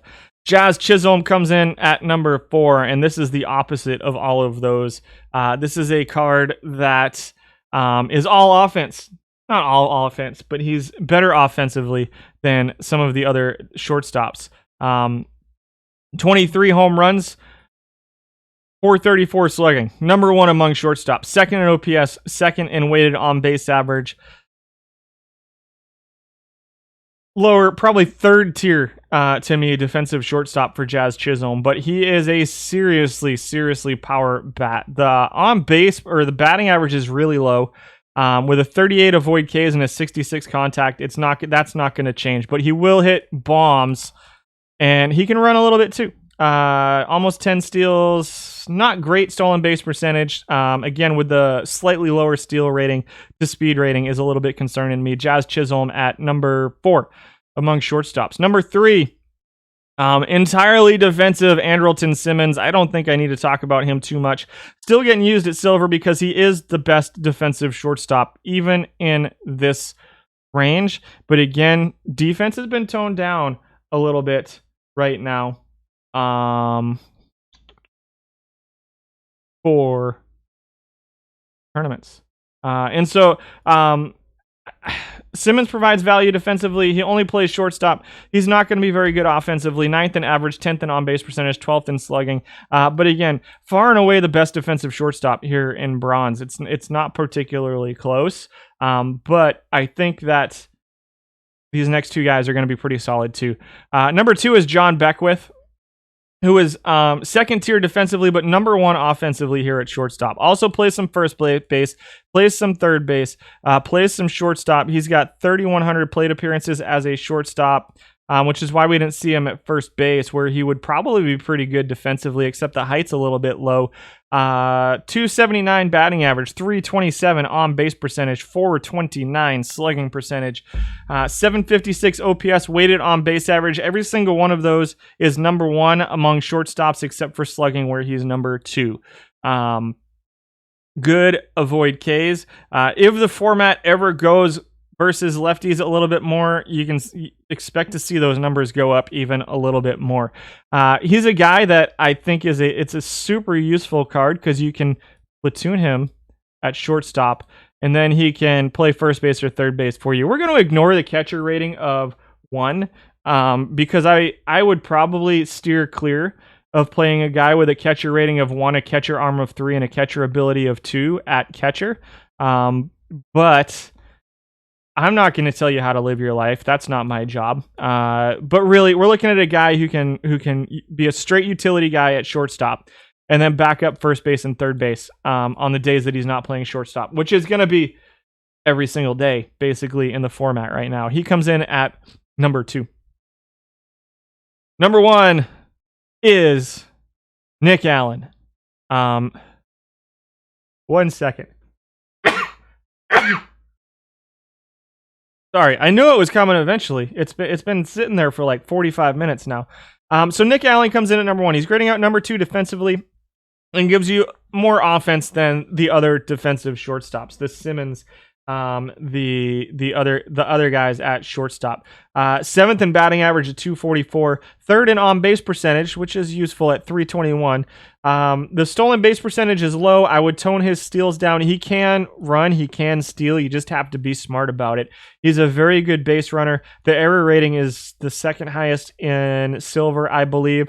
The range, obviously, slightly lower than Andrelton Simmons, and the arm is significantly lower than Simmons. But the offense is there. And again, he unfortunately splits towards lefties a little bit, but again, it's not a ton. The 8 points of contact is the biggest change, which hurts. And again, this is a card that if the format ever goes a little bit more left-handed pitching, then you're going to see some crazy numbers out of this card, I think. All-time ranks 12th out of 20 offensively. Good defense with even a semblance of offense here at shortstop. I do like this card at number 1. I do think that Beckwith card, though, is pretty solid, too. 11 was Hanley. 12 was Chris Taylor, and those were all of our qualifiers from this week. Jeremy Pena or Pat Listash?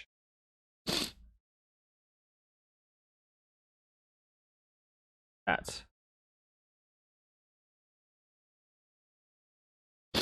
Jeremy Pena. I had 651 plate appearances at 245, 284 weighted on base average, 627 OPS, 47 walks, 58 runs created per 600, and 1.75 WAR. And Listash. Pat Listash, I've got 486 plate appearances at 271, 329, 333, dropping 2 WAR per 600 on us, and 62 runs created. You ditched Allen for Chisholm, and you do not regret it. So let's talk about that, because that Jazz Chisholm card, that's he's actually the card that I want, and I haven't been able to find on the auction house since I did that. I actually really do want to move to Jazz Chisholm at shortstop. I know he's a second-tier defensive shortstop, but man, there's so little home runs in the format that I really feel like this is a card that could help set a team apart. With his decent defense, and the power here is just fun to think about. I haven't been able to find the Future Legend since I decided I wanted to do that, though. So I'm going to plug him in at shortstop, and we'll see where we go from there. I'm going to take a quick break and go refresh my coffee, and then I'll be back in just a minute and drink a water and refresh my my throat as well. So I'll be back in just a minute, guys. Thanks for hanging out with me today. We're going to get through outfielders and pitchers here in just a little bit.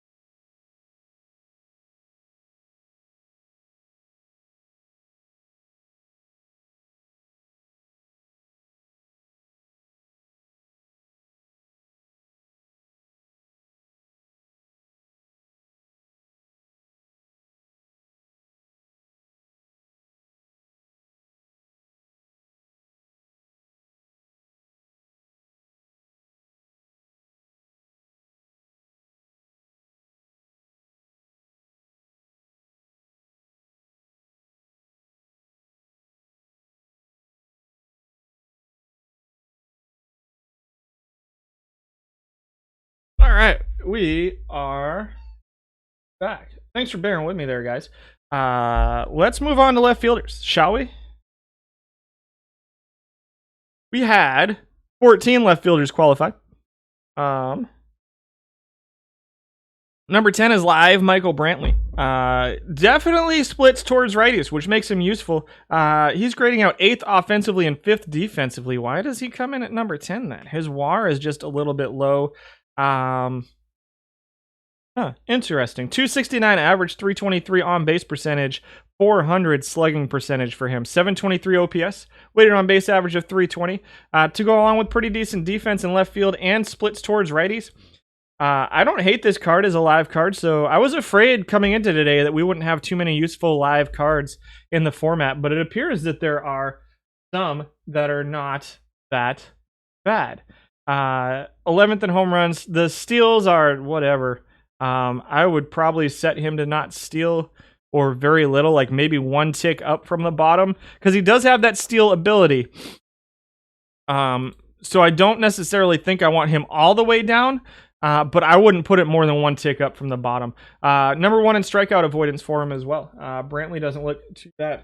He went to school with his dad. That's pretty cool. If only his dad's card was useful in bronze. Probably getting played at DH and some bringing down the WAR. It could be. Yeah, that could be. It's still a little bit strange to me to see a card that's 5th defensively and 8th offensively at number 10. So that makes me worried that we're going to see some cards that are like 13th defensively but high offensively up top. But it's left field, so it is what it is. We'll see what it looks like. Coco Crisp comes in at number 9. Proven winner, Coco Crisp, at 24.91% of his points. Grading out 10th offensively and 4th defensively right now. 80 outfield range. The arm is a noodle arm to the point that I wouldn't even play him in center field. The problem with Crisp is that he is definitely only useful in left field. Oh, I should have checked. Brantley plays left field and a little bit of right field, but I would probably stay away from him in right field. Crisp splits slightly towards... Well, contact-wise, he splits a little bit towards righties, but power-wise, you're going to get a little bit more out of him versus lefties. He is grading out 10th offensively. Does run a little bit. 69 speed, 82 steal. You're seeing just over a 70% stolen base percentage, so 15 steals per 600. With a 310 on base percentage is a little bit kind of okay, not great. It's a little bit low, below league average at a position where you're probably really looking to get some offense out of. But if you're all in on defense, Coco Crisp can give you a little bit of defense and a little bit of offense as well. Number 8 is Chris Taylor, who plays everywhere. 3,500 total plate appearances for Chris Taylor this week. I had him on my team for a little bit. Grades out number 1 offensively in left field, the 70 range, 62 arm, 64 error has him grading out number 1. Offensively, he's a mixed bag and splits slightly towards left-handed pitching, which makes him less useful. But he's another one of those cards that I think is interesting because you can use him at second base, left field, center field, right field, maybe third base. I would probably stay away from him at shortstop, but and you can mix those puzzle pieces everywhere else. But he's outside the top 10 in just about every offensive category. Does hit for a little bit of power, but not enough that it would be a reason I'd put him in the lineup. And his base running ability is, again, kind of right there in the middle. Lots of mediocrity so far out of the left field list, I think. Number 7 is Hurley McNair. Splits versus righties has... defensive value number 2 among center fielders, just behind Chris Taylor. So the range is... Whoops, I went the wrong way. The range is a little bit lower. The arm is a little bit better, and the error rating is a little bit lower on McNair. Plays right field a little bit better. I actually kind of like him better as a right fielder than a left fielder, even though his left field rating is much better. That arm, I think, plays up a little bit in right field, but... here he is as a left fielder. Looks like all of his plate appearances have been listed as a left fielder. Interesting as a backup left field, right field kind of utility guy, perhaps. Splits slightly versus righties in every category. So useful for the format. Grading out 9th offensively, 2nd defensively. So a little bit better offensively on its face is Hurley McNair. And pretty close to being an elite base stealer. He's got a 68% stolen base percentage with 25 steals per 600, which is pretty darn good. To go along with a 325 on base percentage, I think this is a useful top of the order kind of bat, or a number 9 hitter as well. And he doesn't split so much either that I don't think he's usable versus lefties. So he could play every day. How is Taylor better defensively than Coco? Good question. It's because range, my calculations for defense, range plays down just a little bit in left field. It plays up a little bit in right field. And the error rating for Chris Taylor is probably what's setting him a little bit better. I agree with you that Coco, with the range and the left field rating, Coco is probably slightly higher, but the way the calculations work, it takes everything into account. So it looks at range, left field rating, arm, and error.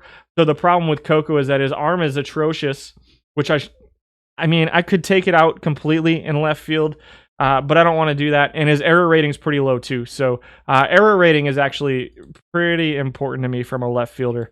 And that's why you're seeing, what is it, almost 20 points of error rating for Taylor. But I do get it. Coco's probably going to have a bigger zone rating. Obviously is going to have a higher zone rating than Chris Taylor, but he's going to make some errors too, is the reason for that. Number 6 is Ken Griffey. 7th defensively. Mediocre defensively in left field out of our 14 qualifiers, but very good offense. Well, pretty good offensively. 6th offensively, with a 272 average, 317 on base percentage, 434 slugging, 751 OPS. Number 1 in WAR among left fielders, which is a little bit surprising to me, considering he only plays left field. So, splits versus righties, which is nice. You got 14 points of power. He does have 14 points of gap versus lefties, but his batting average and on-base percentage are going to be much better versus righties. So definitely usable. I don't know if he's a top tier necessarily left fielder, but I think it's definitely a usable card in the format. If you, yeah, I agree.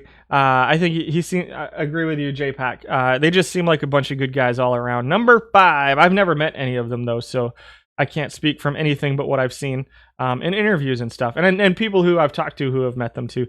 Kurt Blefary at number 5. 11th defensively out of 14. I got really loud there for a second. I'm sorry. Number 1 in on-base percentage, number 2 in slugging, number 1 in OPS, and number 1 in weighted on-base average. Number 1 in home runs among left fielders. Number 1 in walks, and number 1 in runs created. Heavy splits versus right-handed pitching. Useful. I like this card. I'm going to plug him in for now as our left fielder versus righties and see where we go from there. Obviously versus lefties is going to be a huge drop off. You can see even in what we have right here, the batting average is a little bit low. It's a very good on-base percentage and lots of power from Kurt Blefary so far. We'll see what the other guys look like. I don't know if I'm going to stick with Blefary at left. Well, actually, I'm probably not going to stick with Blefary in left field, but we'll see. Brenton Doyle comes in at number 4. Grades out number 3 defensively. This is the future legend, Brenton Doyle. Grades out number 7 offensively. Slight splits versus lefties. The problem is that they're all up and down the numbers there. Can play left field, center field, right field. I think he's a phenomenal choice as a utility left fielder, right fielder, third string center fielder maybe. I don't know if you're going to want him playing center field every third or fourth day. He's not going to be great out there, but not going to be useless out there either. Again, the splits versus lefties are a little bit concerning, but you can try platooning him at one of his positions, either left field or right field, and then using him as your backup at the other positions every other day. Dropping a 256 average. The on-base percentage a little bit low at 304 for him, but the slugging, the OPS, the weighted on-base average are all pretty good for a guy that plays pretty good defense in left field too. One of only 2 guys over 20 home runs per 600 in left field, and that goes to show you just how much of an outlier. Who was that one guy that was hitting like 31 home runs? I forget who it was. Stolen base percentage a little bit low. Not a great base runner by any means. It's an interesting card. Again, I don't know that he starts every day, especially in this format that's so heavy versus righties, but I think it's a really, really useful utility card for Brenton Doyle. Number 3 is Build-A-Legend, Hal McRae. With interesting splits, you got 15 points of gap, but everything else splits versus lefties. Plays left field and right field. We'll ignore center field. Defensively, he's 10th. Offensively, somehow he's grading out number 2. And number 2 all-time offensively for McRae. I don't know. The numbers say 275 average, 343 on base percentage, which is pretty good. 448 slugging percentage, lots and lots of doubles. OPS of 791, 348 weighted on base average, 2.74 WAR for Hal McRae in left field. Kind of middle of the pack across the board in your counting stats. 7th in home runs, 7th in steals, 5th in strikeouts, 5th in walks, 2nd in runs created per 600 for him, though. What's up, Johnny Balls? Good to see you. Thanks for stopping by. For Hal McRae, he comes in at number 3. I would argue his splits go versus lefties just a little bit, but again, he's a guy that you can play as your platoon option in left field versus lefties that can back up left field and right field for you as well, which makes him not unusable. And I'm not surprised to see the plate appearances right around here, because that's what it looks like is happening with McRae, and that's why it looks like we have pretty solid numbers. I have a feeling that he's out there on a lot of teams as a platoon option in left field, and then the backup left fielder / right fielder, just because he's a card that you can do that with. Next up at number 2 is Build-A-Legend Pete Rose. Also, I would argue splits slightly versus lefties, although his eye is better versus righties and his power is slightly better versus righties. Your batting average is going to be great versus left-handed pitching, but again, you're going to see a little bit more extra base hits, a little bit more power out of righties, but he can play every day. In left field, I do like him better here in left field. He's obviously not great defensively, but I think he can play as an everyday left fielder, or depending on what you're looking to add to your lineup. You know, it's a fun card because you can say, well, I need batting average versus lefties, and you can platoon him versus lefties and get somebody else versus righties. Or you can say, I need a little bit of power versus righties, and you can platoon him versus righties, or you can use him every day. I think he's a very usable everyday left fielder. And while I wouldn't say he's readily available, the missions to get him are still a little bit expensive at this point, those bronze missions. But I think at this point, if you really want Pete Rose on your team in silver, I think you can probably get him at this point. I think he's the one I'm running right now. And in fact, I think that's just what we're going to do. We want an everyday left fielder, and that's what we're going to go with. Number 1, however, is Tim Raines. Unfortunately, Tim Raines has really heavy splits versus left-handed pitching. Is he unusable versus right-handed pitching? No, probably not. But he's going to be much better as a left fielder versus lefties. And the other problem with Tim Raines is that he only plays left field. It's only one position. He's not great at it. He runs 46 steals per 600, is second among left fielders with a 76% stolen base percentage. He is an elite base stealer, one of the very few here in silver. 4th in strikeouts, 3rd in walks, 5th in runs created, 5th in average on base percentage, slugging, OPS. If you can run a straight platoon in left field with Raines and Pete Rose, I would do it. Raines versus lefties, Rose versus righties. I don't think you're ever going to see too much higher than a 269 batting average, and it might even go down versus lefties if I'm being totally honest. I really don't think he's unplayable versus righties. He could play every day too. I like Rose just a little bit better just because my team isn't built around speed. The range is bad because he's not a great defensive player, right? Build-A-Legend left field. Yeah, the left field Build-A-Legends are pretty solid, and the future legend, the one future legend out here that gets on the list is Brenton Doyle, who's pretty solid too. And the live cards don't look bad. You got a lot of options in left field, I think. I don't think there's a really clear-cut number 1 and number 2. I think that Rose, Raines, maybe even the McRae, they're all different, but they're all usable in their own right, and so they kind of set themselves apart from the rest of the cards, and I think any one of them is usable. I think I'm going to stick with Rose versus lefties and versus righties for now.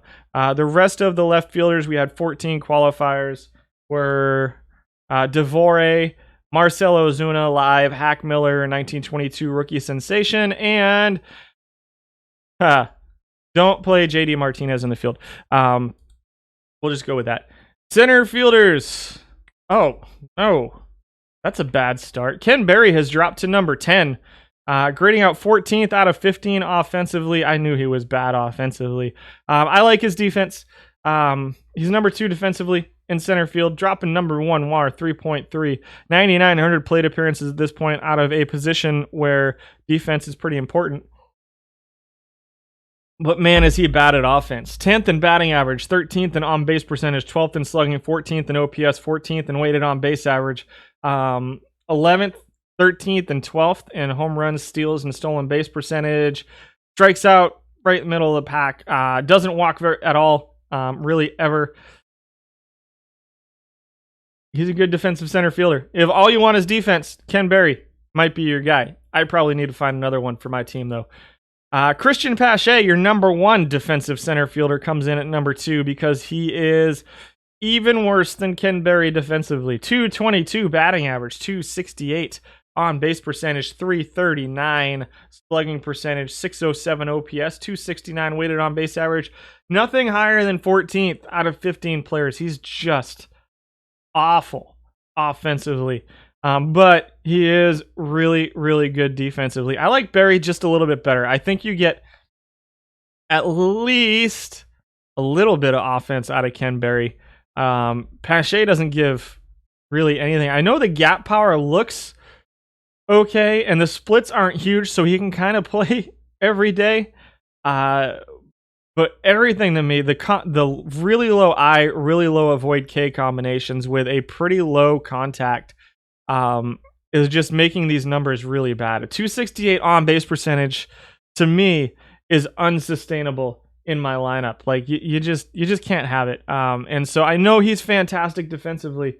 I know he's fantastic defensively. I just think if you're gonna go defense, I recommend Ken Berry because he gives you at least a little bit of offense. Like let's see, we go to you got 269 weighted on base average versus it's 20 points of weighted on base average almost between Berry and Pache, which is it's a full WAR. It's per 600.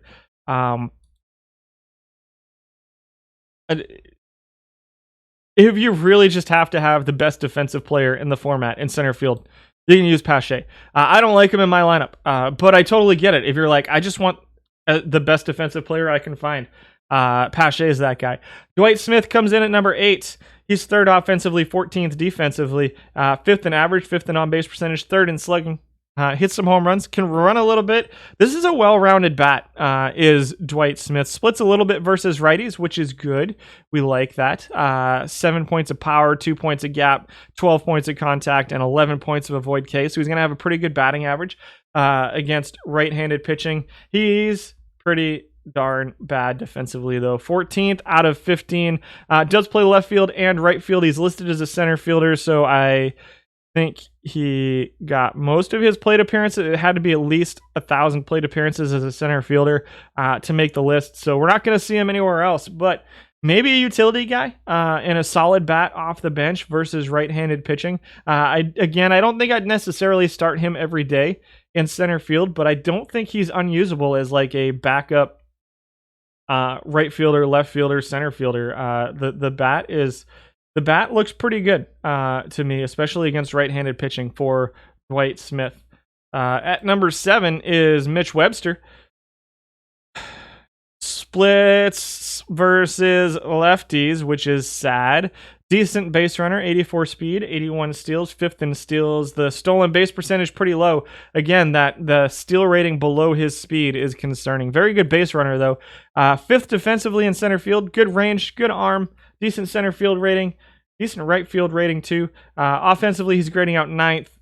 252 average, 317 on base percentage, 676 OPS, 302 weighted on base average. Doesn't hit for any power at all. So 5 home runs, 359 slugging percentage, 12th in WAR at 2.14 among center fielders. Number 6 is Special Edition Starling Marte, a card that splits versus righties and has a pretty solid batting average versus righties. Number 1 in average, number 1 in slugging, number 1 in OPS, number 1 in weighted on base average. I really wish this card played right field. I really do. This is a really, really good offensive card for a center fielder. This is a pretty poor defensive card in center field with just 68 range and a 46 center field rating and a 47 error.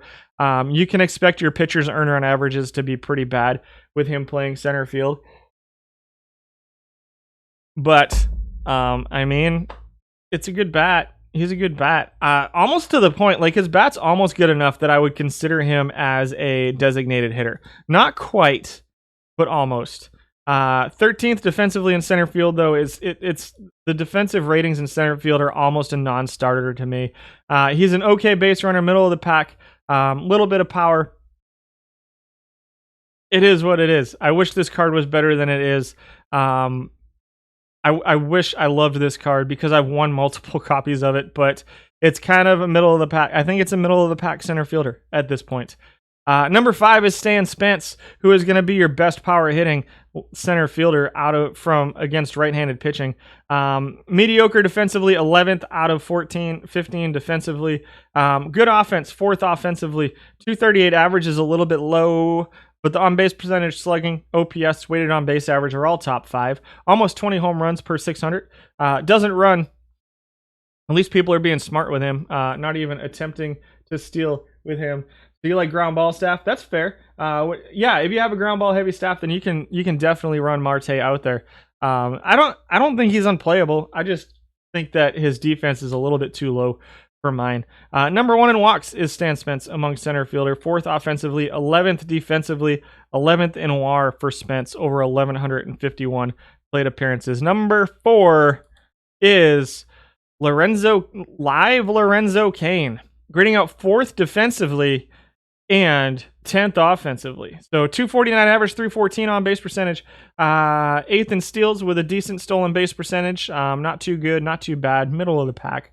Mediocre. Slugging's a little bit low at 348, but the OPS at 663 is 11th. 298 weighted on base average, a little bit concerning to me.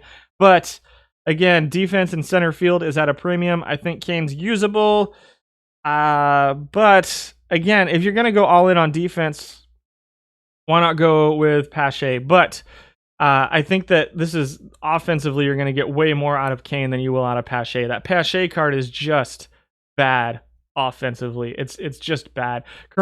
Cain also plays a little bit of right field, so keep that in mind. Maybe an interesting option as a center fielder versus lefties, and then a utility guy versus righties potentially for Cain as well. So he comes in at number 4.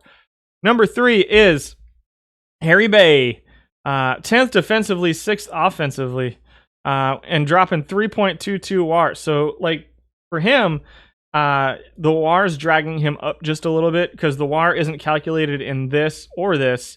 It's just kind of its own thing, and it's part of the overall calculation for total value. But he's second in batting average, first in on-base percentage among center fielders. Splits versus righties, pretty heavy. Very, very good base runner. 60 steals with a 77% stolen base percentage. This is a guy that can absolutely be your leadoff hitter versus right-handed pitching. Not so much versus left-handed pitching, so I don't know. Maybe you go with platoon with Lorenzo Cain.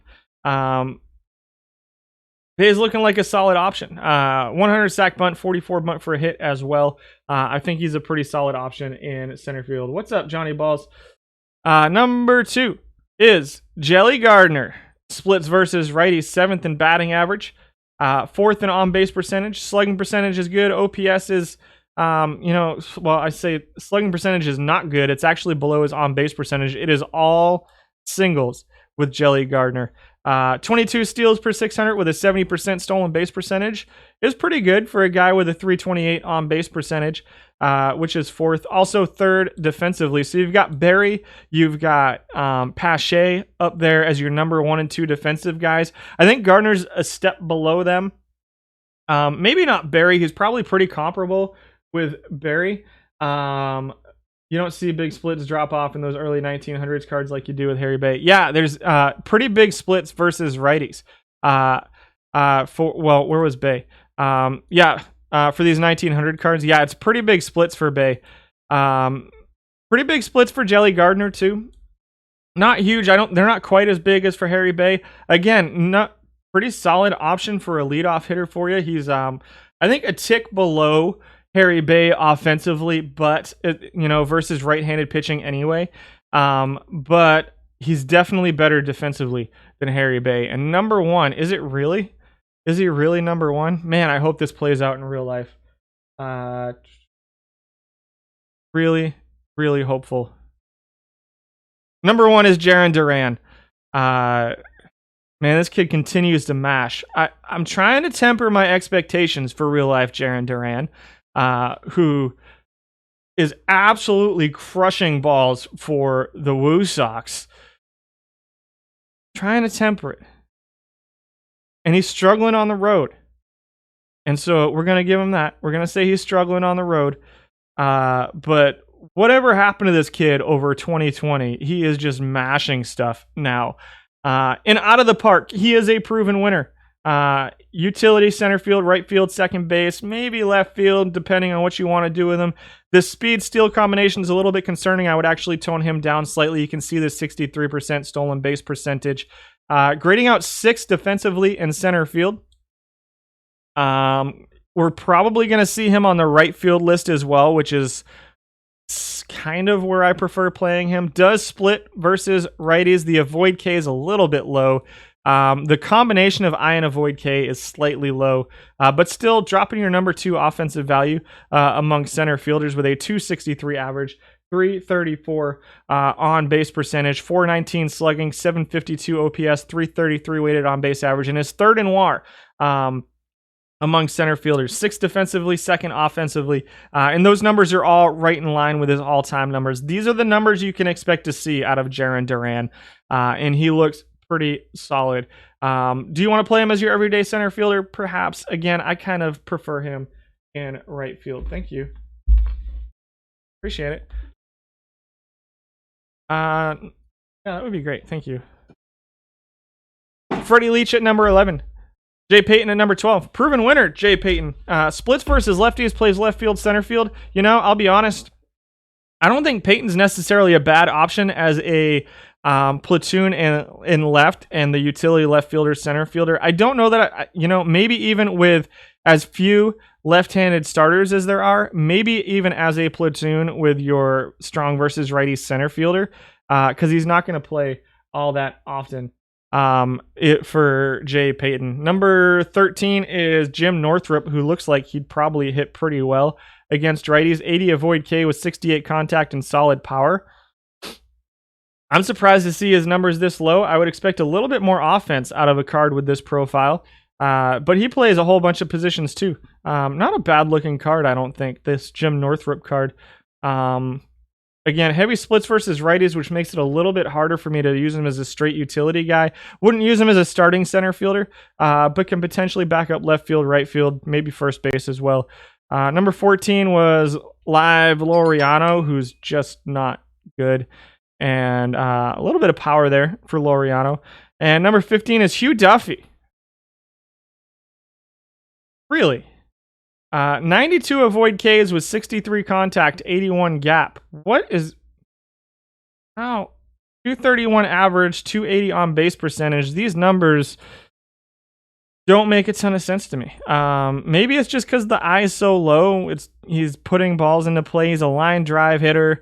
I would expect this card to be a little bit better offensively than it is. You can see even all time, you can see it a little bit higher than what we're seeing right now, but still not great.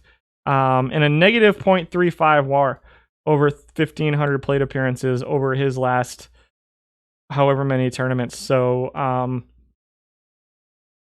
don't know. What's wrong with Hugh Duffy, guys? Is he broken? Is it the low I? The avoid K is at 92. You know, I would really expect this at least to be a better batting average than 231. But, you know, I'm not too surprised at the low on base percentage with this card, but it is what it is. Right field. Lance Richburg comes in at number 10. 1993. He gets played a lot as a designated hitter, I think.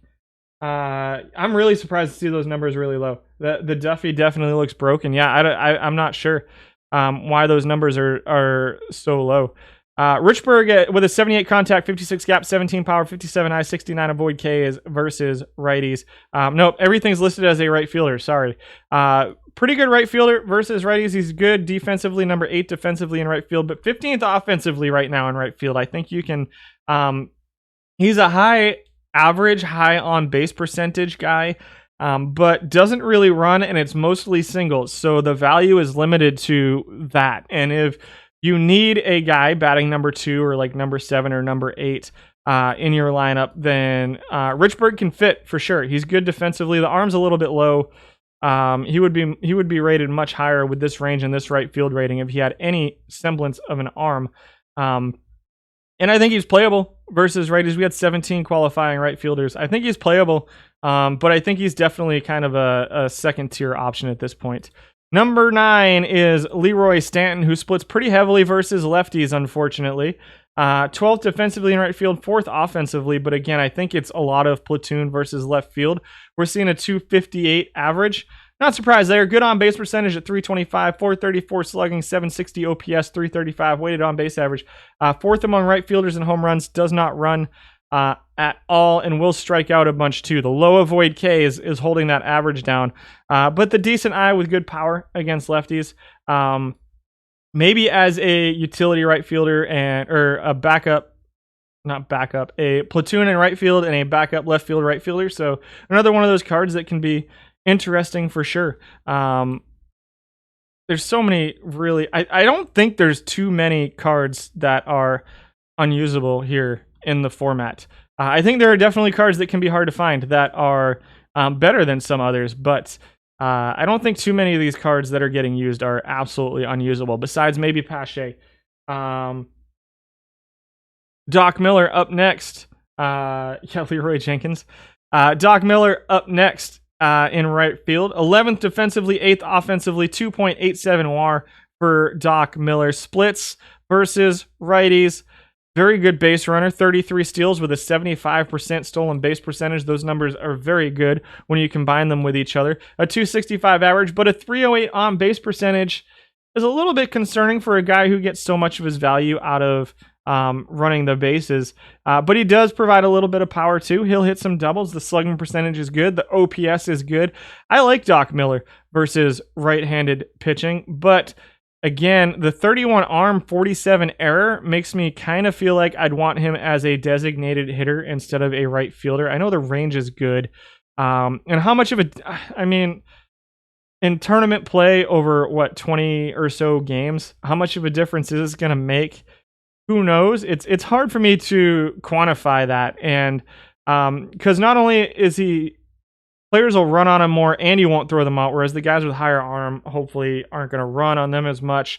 So it doesn't necessarily bear itself out in like outfield assists or anything, but it can bear itself out on how many players go first to third or second to home on him as well. So the arm is a little bit concerning for me, but the bat looks pretty good. I think the bat looks okay. Grading out 8th offensively, but 11th defensively in right field. Number 7 is Leon Roberts, who had only 1,942 plate appearances over the last couple weeks, and is grading out 6th defensively, but 13th offensively. Splits a little bit versus lefties. Plays right field, plays left field. 35 speed with 64 steal is not great, but if you set him up to be smart, he can be a positive contributor on the base paths. His rate stats are all 10th or worse. 12th in average, 11th in on base percentage and slugging, 12th in OPS and weighted on base average. The WAR at 2.9. is fifth, so decent combination of defense and offense, and then can play right field and left field. Again, if you can, another one of those guys who hits versus lefties, that if you can hide him and then use him as a utility guy versus left field and right field, can be a usable guy in your lineup potentially.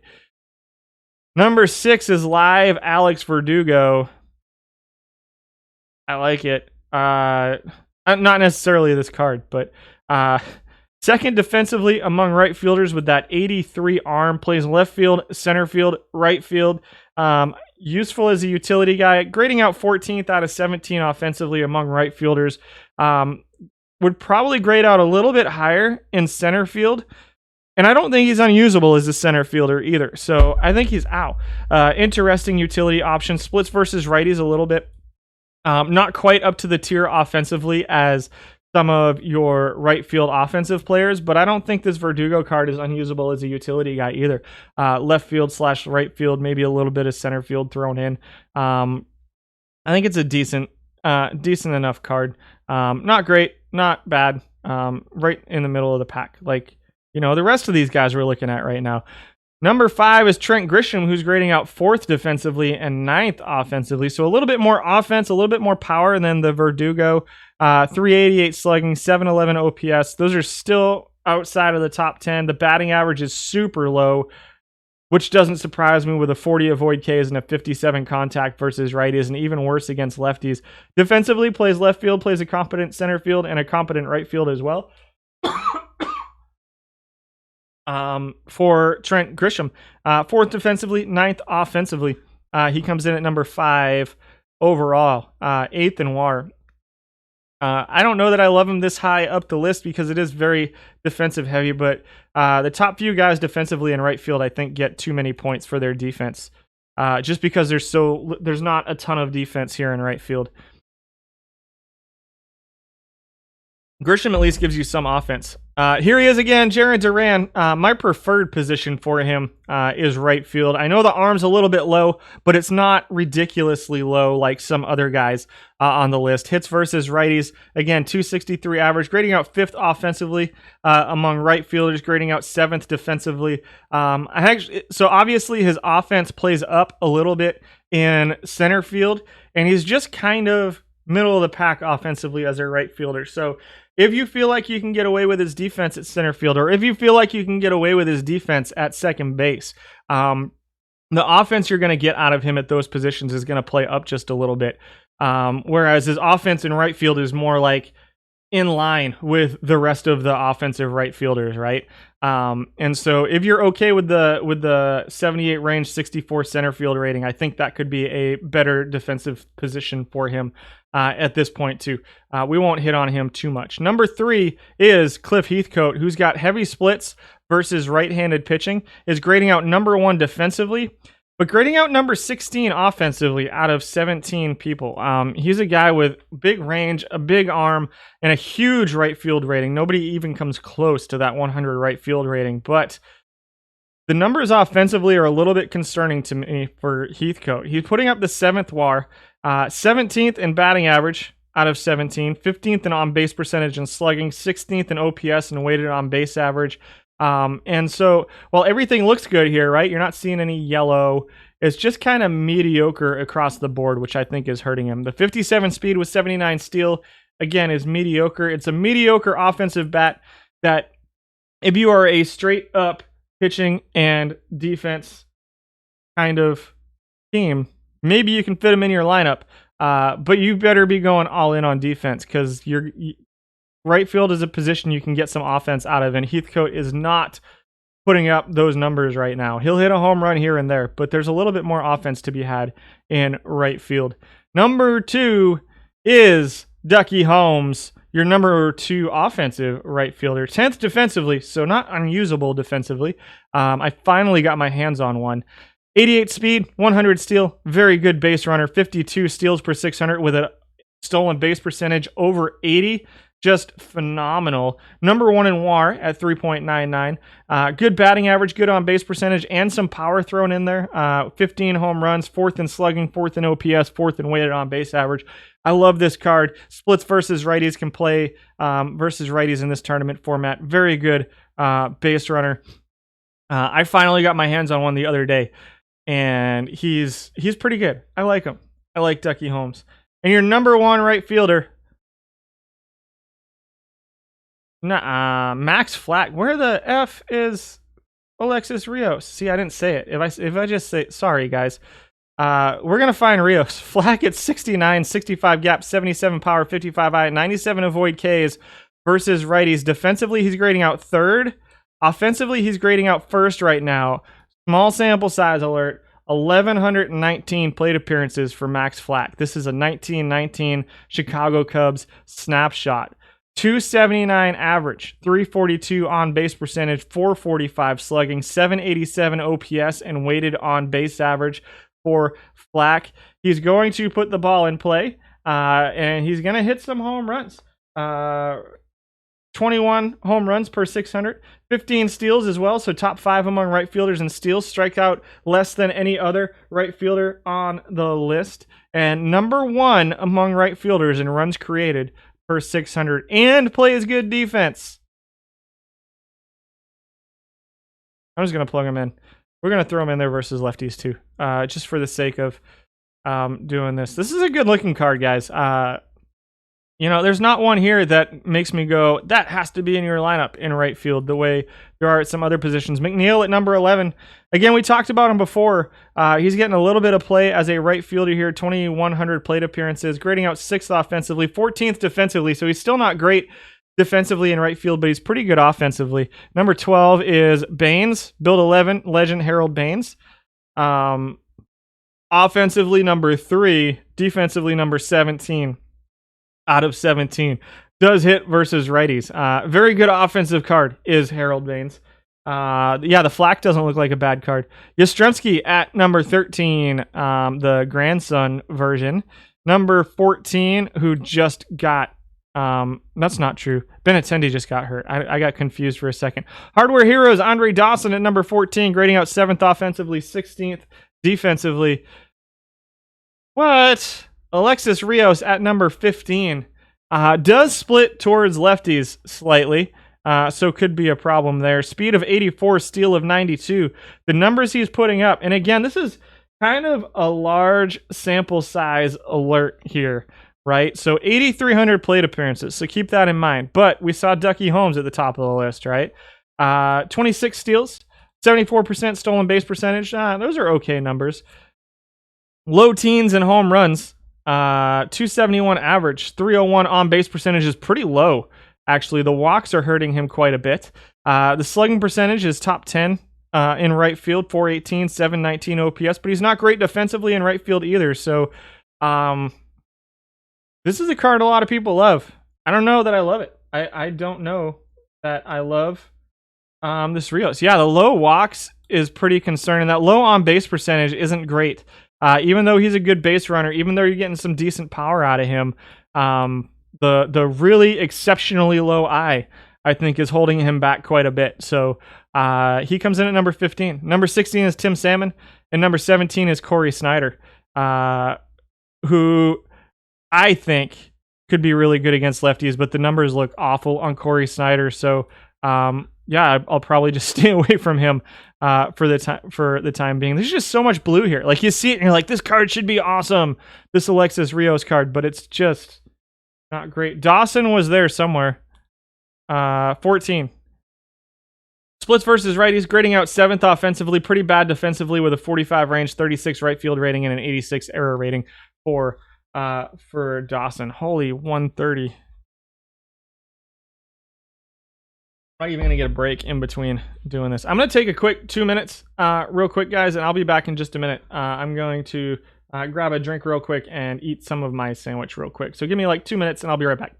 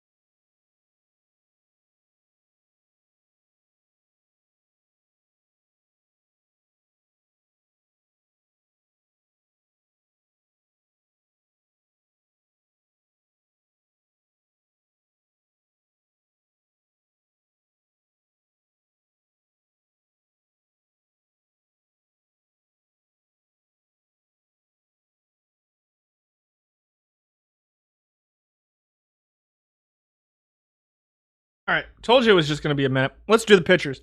Dawson. Yeah, Dawson. This is a good looking DH card. The eye is a little bit low. The on base percentage pretty low too. So kind of runs into the same issue as Rios. Just the other underlying numbers are just a little bit better for Dawson. A little bit more power helps him out, and a little bit more, a little bit more power for Dawson helps him out. And just a little bit more eye. It turns him into a decent offensive card. Pitchers. Are we ready for pitchers? Number 15. Oh, goodness gracious. There we go. Number 15, Earl Francis. High movement. Number 2 in home run avoidance for Earl Francis. 25.5% to 5% of his points. He's a proven winner. Fastball, changeup, knuckle, curve. Again, really good movement. The stuff's a little bit low. Walks are a little bit low. We had 35 qualifying starting pitchers. Sorry. I actually bumped the numbers up to 300 innings pitched minimum because I had like 85 qualifying starting pitchers, which isn't terribly useful. I might bump the numbers up even higher for next time. We'll see how it goes. But Francis with 83 movement, 89 movement. Number 2 in home run suppression. Number 6 in FIP all time. But number 15 over the last week and a half or so at 4. So he came down just a little bit. 401 earned run average. 599 innings pitched per game for Earl Francis. And again, the pitchers this week are rated just by FIP. So keep that in mind as we go through. Number 14 is Barney Wolf, who is number 4 in home run suppression this week. Basically tied with Francis at 4 FIP, a 416 earned run average for him. 11th in innings pitched per game. Francis gets top 5 in innings pitched per game for Francis too. So Wolf isn't going to strike anybody out. Won't walk too many people, and won't let up any home runs. So you better have some really, really, really good defense behind Barney Wolf, because every single batter is going to be putting the ball in play against Barney Wolf. Like literally almost all of them will be putting the ball in play. 5.7 innings pitched per game for him. Number 13 is Don Robinson and his 6.5 almost innings pitched per game. He is number 2 in innings pitched per game. Number 13 in FIP, and number 5 in earned run average for Don Robinson. Good strikeouts, top 20 out of 35 in strikeouts, so top half basically. 19th in home run avoidance and 18th in walks per 9 innings. His FIP is 13th. His ERA is 5th. And again, the second most innings pitched per game out of any pitcher in the format. Over 1,112 innings pitched. I added him to my team just to see how it goes. He's been up or down for me. He's got 6 pitches, really good changeup, good fastball, curveball, and then sinker, slider, forkball that he can throw every now and then. And then once Excel catches up to me, we'll go to the next guy. Number 12 is Chen-Meng Wang. Number 2 in home run suppression this week. 397 FIP, 425 earned run average, and those are right in line with his all-time numbers. 4.11 strikeouts, not going to strike out anybody. And walks are a little bit of an issue for him. He's 26th in walks per 9 innings out of 35 guys. So the FIP is good, mostly because he doesn't let up any home runs for Chen-Meng Wang. He pretty heavy versus righty splits. We're basically 50% righties, 30% lefties, 15% switch right now. So there you go. Chen-Meng Wang at number 12. Pretty big righty splits. Next up is Zach Eflin. Live Zach Eflin. Good stuff. Movement control. Lower movement. So you can see the home runs are a little bit of an issue for Eflin. Splits a little bit versus righties. Stamina is pretty low. You're seeing him 29th out of 35, but the 397 FIP and a 398 earned run average is not terrible. Very good control. Third best walk suppression for Eflin, who appears to have just recently joined us in silver. So mad at myself. I don't know what he was before. I'll be totally honest. He looks like he was probably a bronze pitcher before, based off of what I'm seeing here, but I'm not positive off the top of my head. Again, splits versus righties. 6 pitches for him, all of them mediocre to good. Everything's in the 60s except for his 54 rated curveball, sinker, cutter, changeup, curveball, slider. For Eflin, 4.6 innings pitched per game, 11th in FIP. Number 10 is future legend Dane Dunning at 3.95. A full 1/10 of a point off of his all-time FIP over the last 6,500 innings pitched for him. 398 earned run average, however, is right in line with his all-time earned run average. Top 10 in innings pitched per game at 5.77. Top 10 in strikeouts at 7.02. Home runs, little bit of an issue, but not a huge one. Not that they're a huge issue for anybody in this format, but he's 25th out of 35 and right in the middle of the pack in walks at 2.81 per 9 innings. 3 really good pitches for future legend Dane Dunning. 69 sinker. I'm hoping he turns into a Hall of Famer because I accidentally pulled one of his autographs in a pack of Panini Diamond Kings a couple weeks ago. It's a pretty sweet looking. I put it away, so I don't have it up on the shelf right now. Again, splits versus righties. So there you are with Dane Dunning. These future legend cards get a ton of play. So again, large sample size here. This is probably about what you can expect out of Dane Dunning. There probably won't be too much craziness going forward. Number 9 is proven winner Saul Rajavin. Good movements, slight splits versus righties and stuff and control. And movement. No, his stuff splits versus lefties. I apologize. Movement and control splits versus righties, but it's literally 1 or 2 points. Good fastball, changeup, and a very good curveball. 80 stamina. The hold runners is a little bit low, but steals aren't a huge thing here in silver at the moment. I don't have the numbers up there, but I think it's right around 10 per 600 plate appearances. As you've seen, there are very few outstanding base stealers here in silver. And so Rajavin with a 393 FIP is slightly lower than his all-time, which is 387, which has him 5th all-time. 4.10 ERA has him 16th this week, 9th in FIP, and then 8th in home run suppression, just outside the top 20 in walks, and then pretty far down in strikeouts. The 57, 56 stuff isn't going to strike too many people out. So again, you're going to want some pretty good defense behind him, and you can see here the split between his FIP and his ERA is just a little bit worse than his FIP, which is kind of what I expect out of low stuff, high movement, high control guys here at silver and below. Once you get up to gold and you have the really good defensive players, their FIP and ERA start kind of getting more in line with each other. But down here in silver, where there's just not too many elite defensive players, I mean, I guess Simmons, right? Or Arenado's pretty close, but this is a fly ball guy. There's not really an elite defensive center fielder. Well, Pache, but he's terrible, and you shouldn't use him.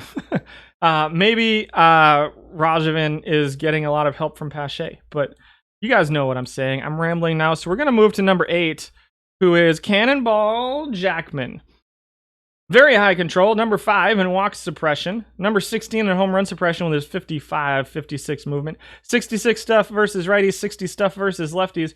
25th in strikeouts, but his FIP is at 3.88, which is a good, solid 0.2 of a point better than his all-time numbers, which is 4.09. So could be that people figuring out the sliders for him, or could be a little bit of a small sample size aberration, as it's only 786 innings pitched for Cannonball Jackman. Good hold runners, good stamina for him. He's 5.3 innings pitched per game, puts him right at 20th. Next up at number 7 is Build a Legend Tom Glavine. His perfect card is Lights Out, by the way. Glavine splits pretty heavy versus left-handed pitching, and you can see that people kind of see that because he's 31st in innings pitched per game and 56% start percentage for Glavine. A lot of people, I think, are using him as a left-handed specialist out of the bullpen, which I think is probably helping his numbers out just a little bit here. 3.88 FIP, 3.86 earned run average. All time, it's a 3.98 FIP and a 3.96 earned run average. The split of lefty, it's 31% lefty, 51% righty, and 17% switch axle for the batters. I need to make that bigger and fit it on the screen a little bit bigger. So that's work in progress. Even with the 94 stamina, you're seeing him only get used as a starter 55% of the time, which is because of these pretty big splits versus lefties, and with a little bit heavier right-handed batters. So essentially you're looking at 68% righties when Glavin's pitching. And so he'd get beat up a little bit as a starter, I think. I think he's a solid guy as a specialist out of the pen.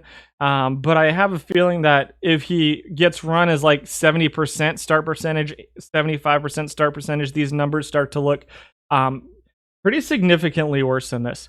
Number 6 is Henry McHenry. With his 57 stuff, 60 movement, 82 control versus righties, 53, 62, 78 versus lefties, 101 stamina. He is the number 1 innings pitched per game starting pitcher right now in silver. Over 1,800 innings pitched, which doesn't crack the top 10 in use, but a 385 FIP for him, a 371 earned run average. McHenry has been pretty solid. Good walk suppression, number 4. Pretty good whip at 1272, which is number 5. A little bit of a home run issue, doesn't strike too many guys out. You're gonna want good defense behind him as well, as you know you want behind most of these guys. But all time he's 4th in FIP and 3rd in earned run average. Number 5, Tim Hudson with some heavy right-handed splits. 53 stuff. This is Build-A-Legend Tim Hudson. 799 innings with 60% as a starter over the last 45 tournaments. He's 5th in FIP at 385. However, he's 32nd out of 35 in earned run average. That's pretty bad. So why the big difference? We talked a little bit about defense before, right? He's got way low stuff versus lefties. He's got good control, 68 control. Good, not great, pretty good. 242 walks per 9 innings for Tim Hudson. So almost top 10 in walks, top 10 in home run suppression, and not striking anybody out. Hudson is a guy who is going, and a 27 hold runners with an extreme ground baller. This is a guy who balls are going to be a play in all the time. Even more so than some of the other guys we've seen on this list. So you're seeing a pretty good FIP out of him. However, even that's a good 15 hundredths of a point ahead of his all-time numbers. And the ERA is right in line. And so the issue with Hudson is that he's a ground baller. It's going to have high batting average ball in play, and there's going to be a lot of balls in play. Why is he on the list at all? Because he's listed by FIP. The 385 FIP is what he's putting up over the last 800 innings. 300 inning cutoff for Tim Hudson at number 5. I don't love him. The ERA is there. Yeah, the bullpen usage is probably helping his FIP, but because you can see he's 34th in innings pitched per game, and the 4 innings pitched is the cutoff between starters and relievers for me right now. Struggles with inherited runners too out of the pen. 27th out of your 35 starting pitchers. I don't know what that would be among relievers. I'm going to guess it would be pretty low because we had a lot of qualifying relievers. He comes in at number 5 though. I don't love him. Number 4 is Ray Culp. Pretty good strikeouts. Again, Culp runs into a little bit of a difference between its FIP and ERA, but 5th in strikeouts, 2.65 walks is right in the middle of the pack, and home runs at 0.7 is right in the middle of the pack too. But a 374 FIP for Ray Culp, 1.286 WHIP is top 10 among all starting pitchers, but again, a little bit low. He's getting used out of the bullpen a bit too, I think. Maybe as a specialist versus righties, or maybe as a, I don't know, as a follower or something like that. His splits aren't huge, so he's not necessarily a specialist. But over 466 innings, he's dropped to 374 FIP. But again, the 4.19 ERA, so you're gonna have to build a pretty. I'm a little surprised to see this big of a difference between his FIP and earn run average, to be honest. Again, some of that is probably a small sample size. You can see even in a bigger sample size, it's a good 0.4 of a point difference.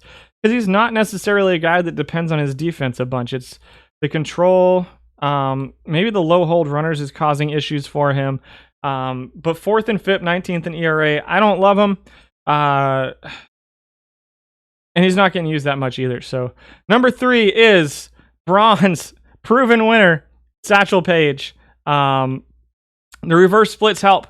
Number 2 in earned run average. Number 3 in FIP for Satchel Paige. Almost top 10 in strikeouts. Almost top 10 in home runs. Does struggle a little bit with walks, but not that bad. 7th in WHIP.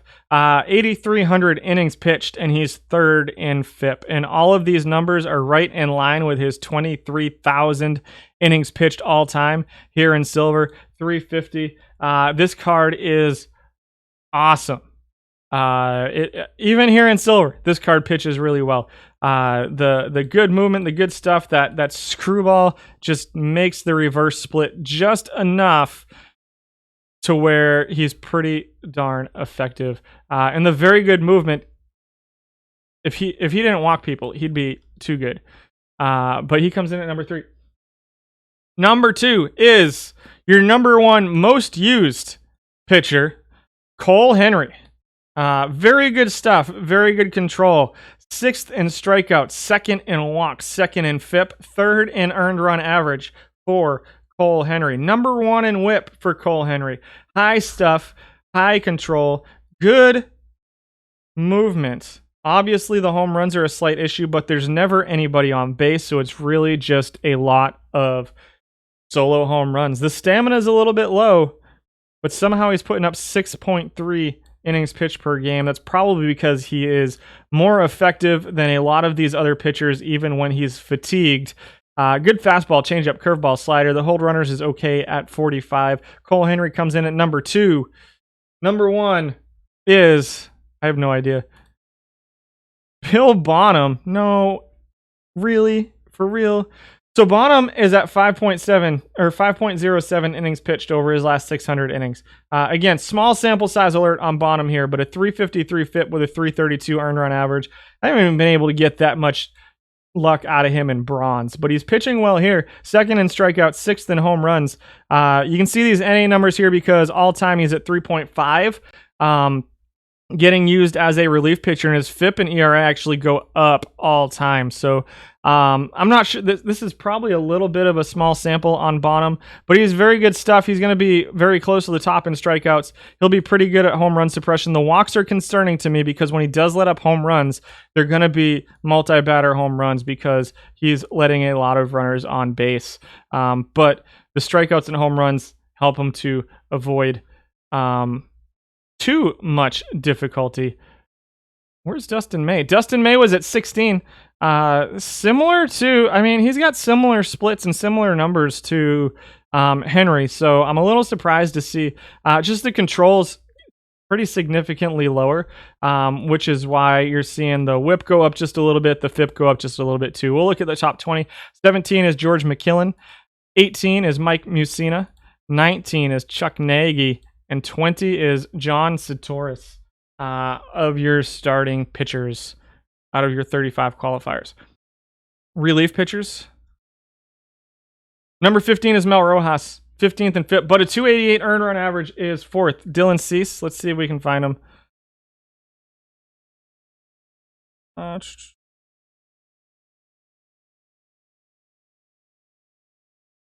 Cease is at 1,300 innings, 79% start percentage, 421 earned run average, and 422 FIP, which is good for 25th.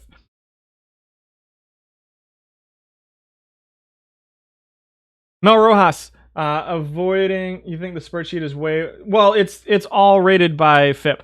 That's how they're rated right now, is by FIP, and it's how it's been for a couple weeks. And I'm trying to come up with a better way to do it. So if you have ideas, message me on Discord and let me know how you want me to do it.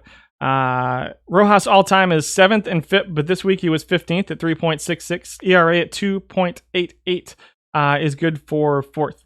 WHIP at 21 among relief pitchers, top 10 in home run suppression, top 10 in walk suppression out of 29 qualifying relievers. Doesn't strike too many guys out, though, for Mel Rojas. The splits are not slightly, but pretty significant. 9 points of stuff and 7 points of movement versus right-hand pitching. Number 14 is Eddie Guardado at 3.65. 3.13 earned run average for him is top 10. 13th in strikeouts, 14th in home runs, and 22nd in walk suppression for Guardado. A little bit of a left-handed specialist here. 1 inning pitch per game, which is 28th. All time out of 51 qualifiers, he's 18th in FIP and top 10 in earned run average. Solid relief pitcher Guardado here in silver this year, as well as he was last year in bronze. He comes in at number 14. Number 13. Nope.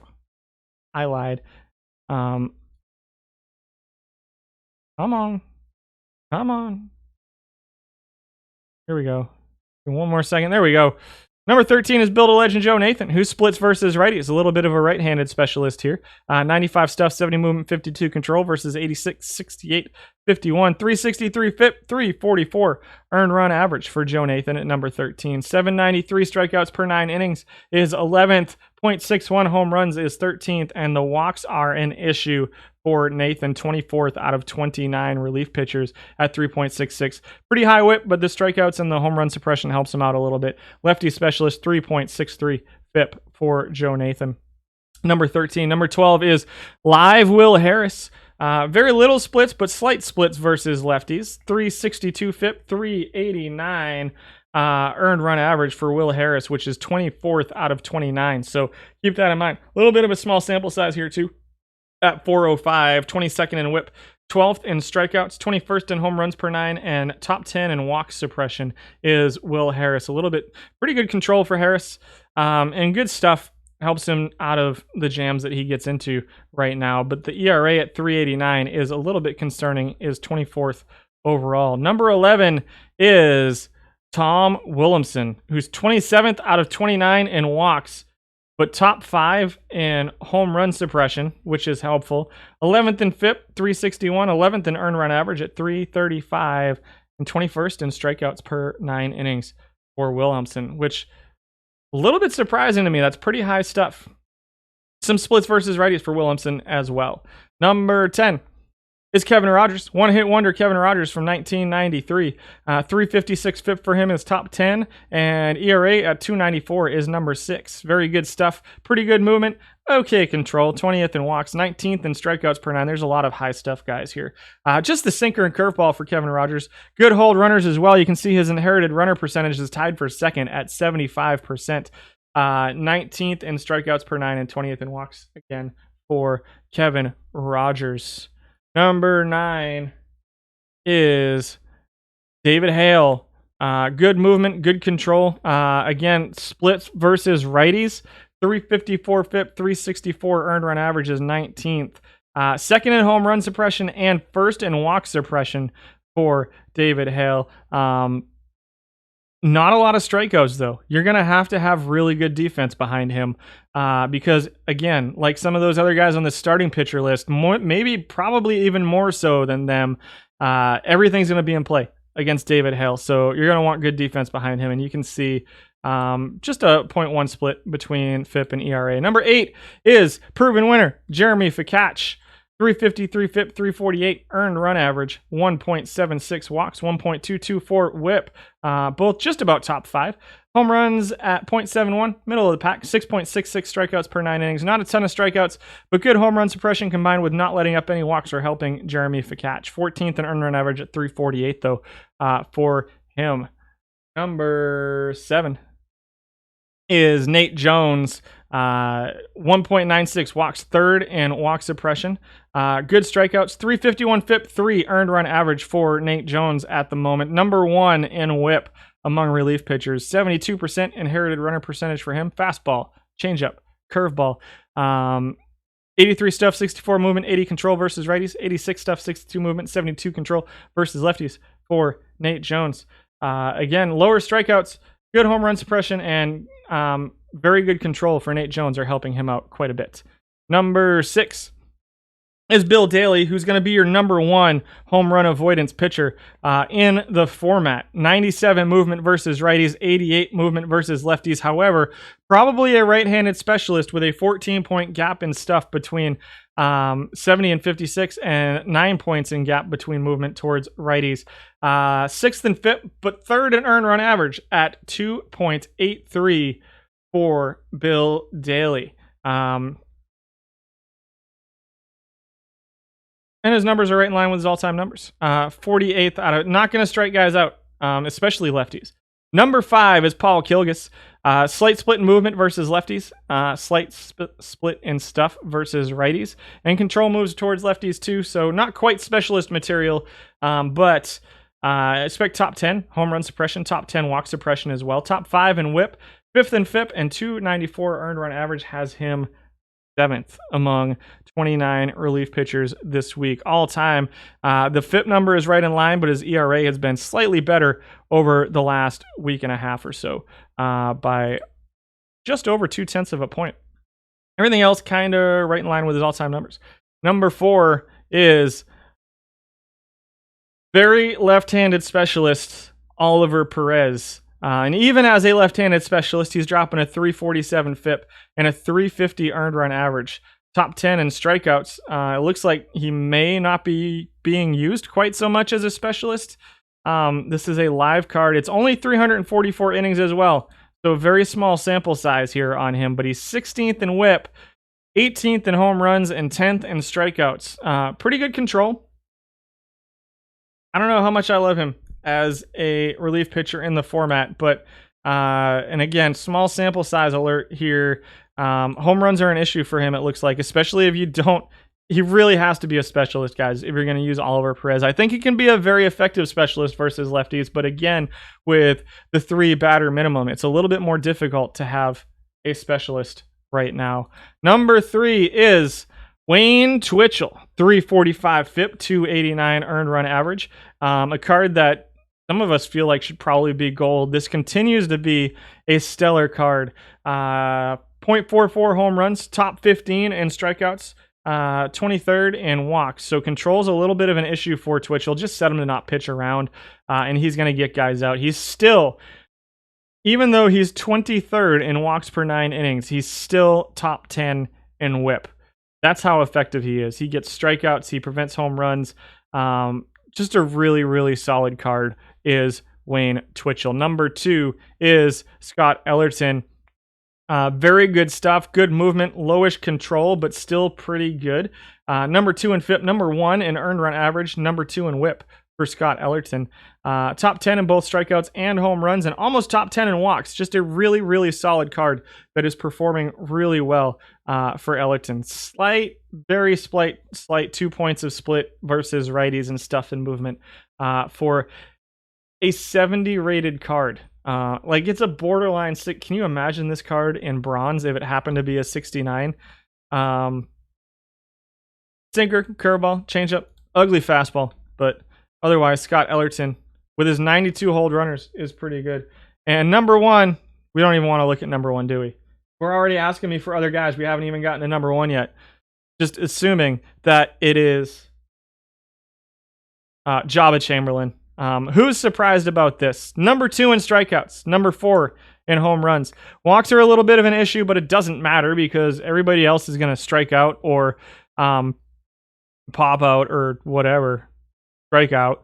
Number 1 in FIP, number 2 in earned run average, right behind Ellerton in earned run average by just 0.05. Top 3 in whip for him. 72% inherited runners, but he's going to be your closer probably, so you're less concerned about the inherited runners. 107 changeup, 88 fastball, 54 curveball, 57 slider. The card is just filthy. It's just a filthy card. All time, it's 307 FIP, 283 earned run average. I think it's the best relief pitcher in the silver format, and I'm not sure it's all. Well, Ellerton's pretty close, and Twitchell's pretty close too, but I really think Jabba stays at number 1. Who are we looking for? Batalico, holy smokes, Kimsey, Batalico, Nunn, and Castro. Colome at 16, Rodriguez at 17, Iglesias 18, Schultz 19, Smith, Jones, Don Gross. There's Batalico. Batalico's at a 407 FIP, but a 390 earned run average. Number 1 in strikeouts for Batalico, though. So if strikeouts are your thing, he might be your guy. Yes, Jabba is very good. Guidry at 24. Wainwright, 25. What is that? Pomeranz, 26. Casimir, 27. Houston, 28. And Max Fried, 29. We're looking for... Let's go over here. Let's see. Howie Nunn. Nothing. I got nothing on Howie Nunn. Castro. Bill Castro. Bill Castro is the only Castro I have. Then Gasaway.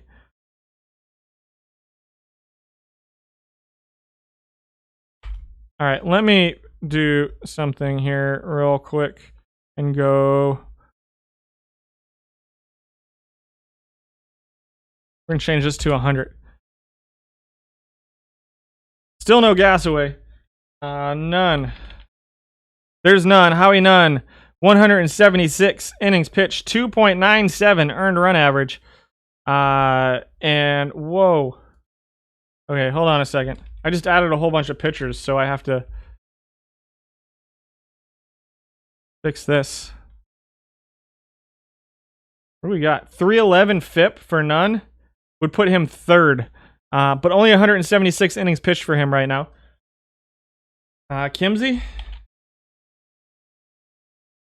Chad Kimsey at 3.28 FIP would be 6th, 334 earned run average, and 1261 whip, 493 strikeouts, 239 walks, and 0.16 home runs would be, I think, 2nd in home runs for Kimsey. Kimsey looks good. You learned 2 things. You're not really excited about any of the silver cards, and it's still too expensive. That's fair. It's still pretty expensive. And then who else? Trombley. Trombley I've got at 248 earned run average, 295 FIP, which would be number 1 if we went down to 100 innings pitched. So those guys are interesting looking in a small sample size for sure. That was Trombley, Nunn, and whoever the other guy we looked at was. So there you go, guys. Those are your silver cards right now. And that's the daily Iron Cap team got done. See what the silver team is doing. Both of them got knocked out, so that's fun. No packs there. I might have 5 packs to open.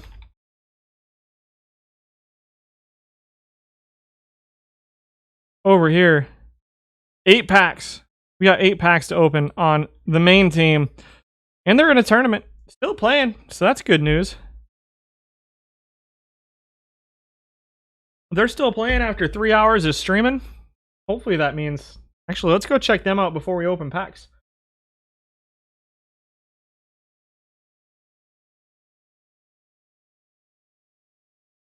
$40 and $22. We got knocked down to gold, and our team is pretty good for gold. Check this gold team out, and then we'll open packs. See how they're doing. They might be close to done.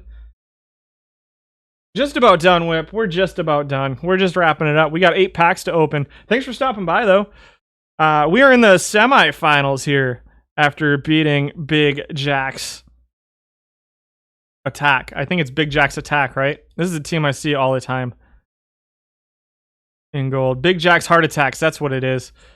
And so, semifinal appearance for the gold team. We'll have some packs to open with them tomorrow. For now, we're going to open 8 packs and then sign off. Thanks for hanging out with me today, guys. Hopefully we get something big in these 8 packs. I will be on my channel tomorrow with the Silver Historical, the Sunday Silver Historical, and then Sporers from last night. Another disappointing entry in Sporers last night for the Decimals. Always sad getting knocked out in the first round. At least we won a game this week. That was nice. I need to get Tristan Casas back in. Double gold! It's Paul Fry and Zach Greinke.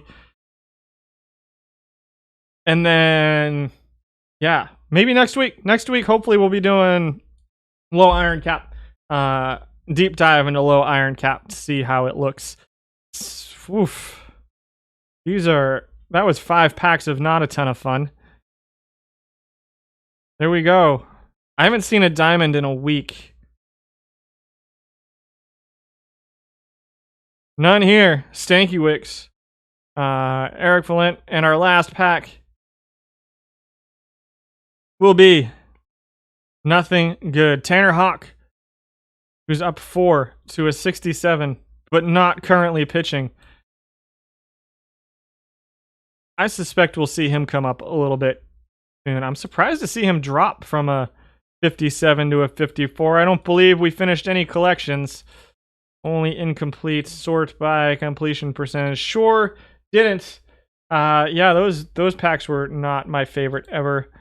But guys, I'm gonna log off. Thanks for hanging out with me today. I enjoyed it as always, and hopefully we'll see you guys next week. Not sure about next week. We will be on tomorrow to do Spores and Sunday Silver snapshots. Hopefully Monday we're going to be doing the historical silver, but we've had some stuff come up the last couple of days that I have to deal with the house. And you know what? I'm going to do something dumb. I'm going to do something dumb because that wasn't enough packs for me today. We're just going to blow the rest of our perfect points on packs because we're going to earn them back anyway, right? And I got stuff I can sell. And we're due. I'm due. Yeah, I'm due. Let's do it. This was dumb. This was dumb. Go Travs. Last night was a great game. Extra innings, walk off in extra innings. It was fun. They scored. We're playing the Dodgers team again.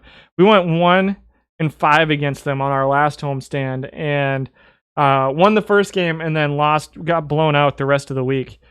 And so last night was pretty cool. They scored in the first and second innings and were threatening for more. And then our guys came back and walked it off in the 10th inning. It was pretty awesome. Spectacular game.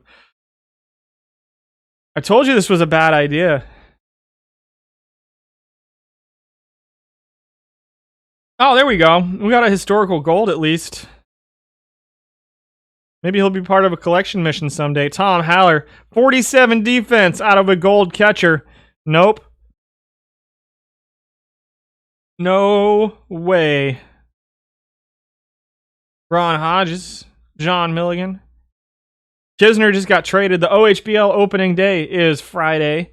Excited about that. We are in the offseason in the Taba right now. Scott Fick won his second MVP award in 2 seasons.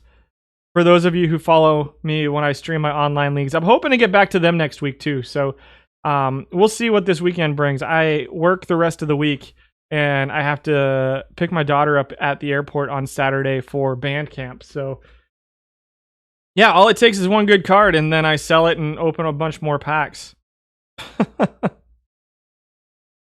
This was a bad idea. 2016 Yasmani Thomas. No, I'm good, thank you. I'm just about done. We're just wrapping up. Chris Dickerson, Hunter Wood. 2 more packs. My goodness. Holy cow.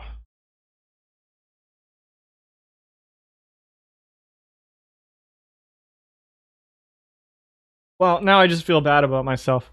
That was a bad idea. I told you guys. You guys should have talked me out of it. All right, guys. Enjoy the rest of your night. We'll see you tomorrow right around 11 Central Standard Time for Sunday Silver Historical and Spores Look Back. They'll be, for those of you who don't see my other streams, they are not as deep a dive as this stuff. Usually take about an hour per tournament. And then maybe I'll have some minor league stuff for the Taba. It depends on what time I decide to go to bed tonight after work. So, nope, I don't. No more buying perfect points. That goes into this stuff. But we'll see you guys tomorrow or next week. Thanks again, guys. Have a great evening. Bye. In a minute. There we go. Done.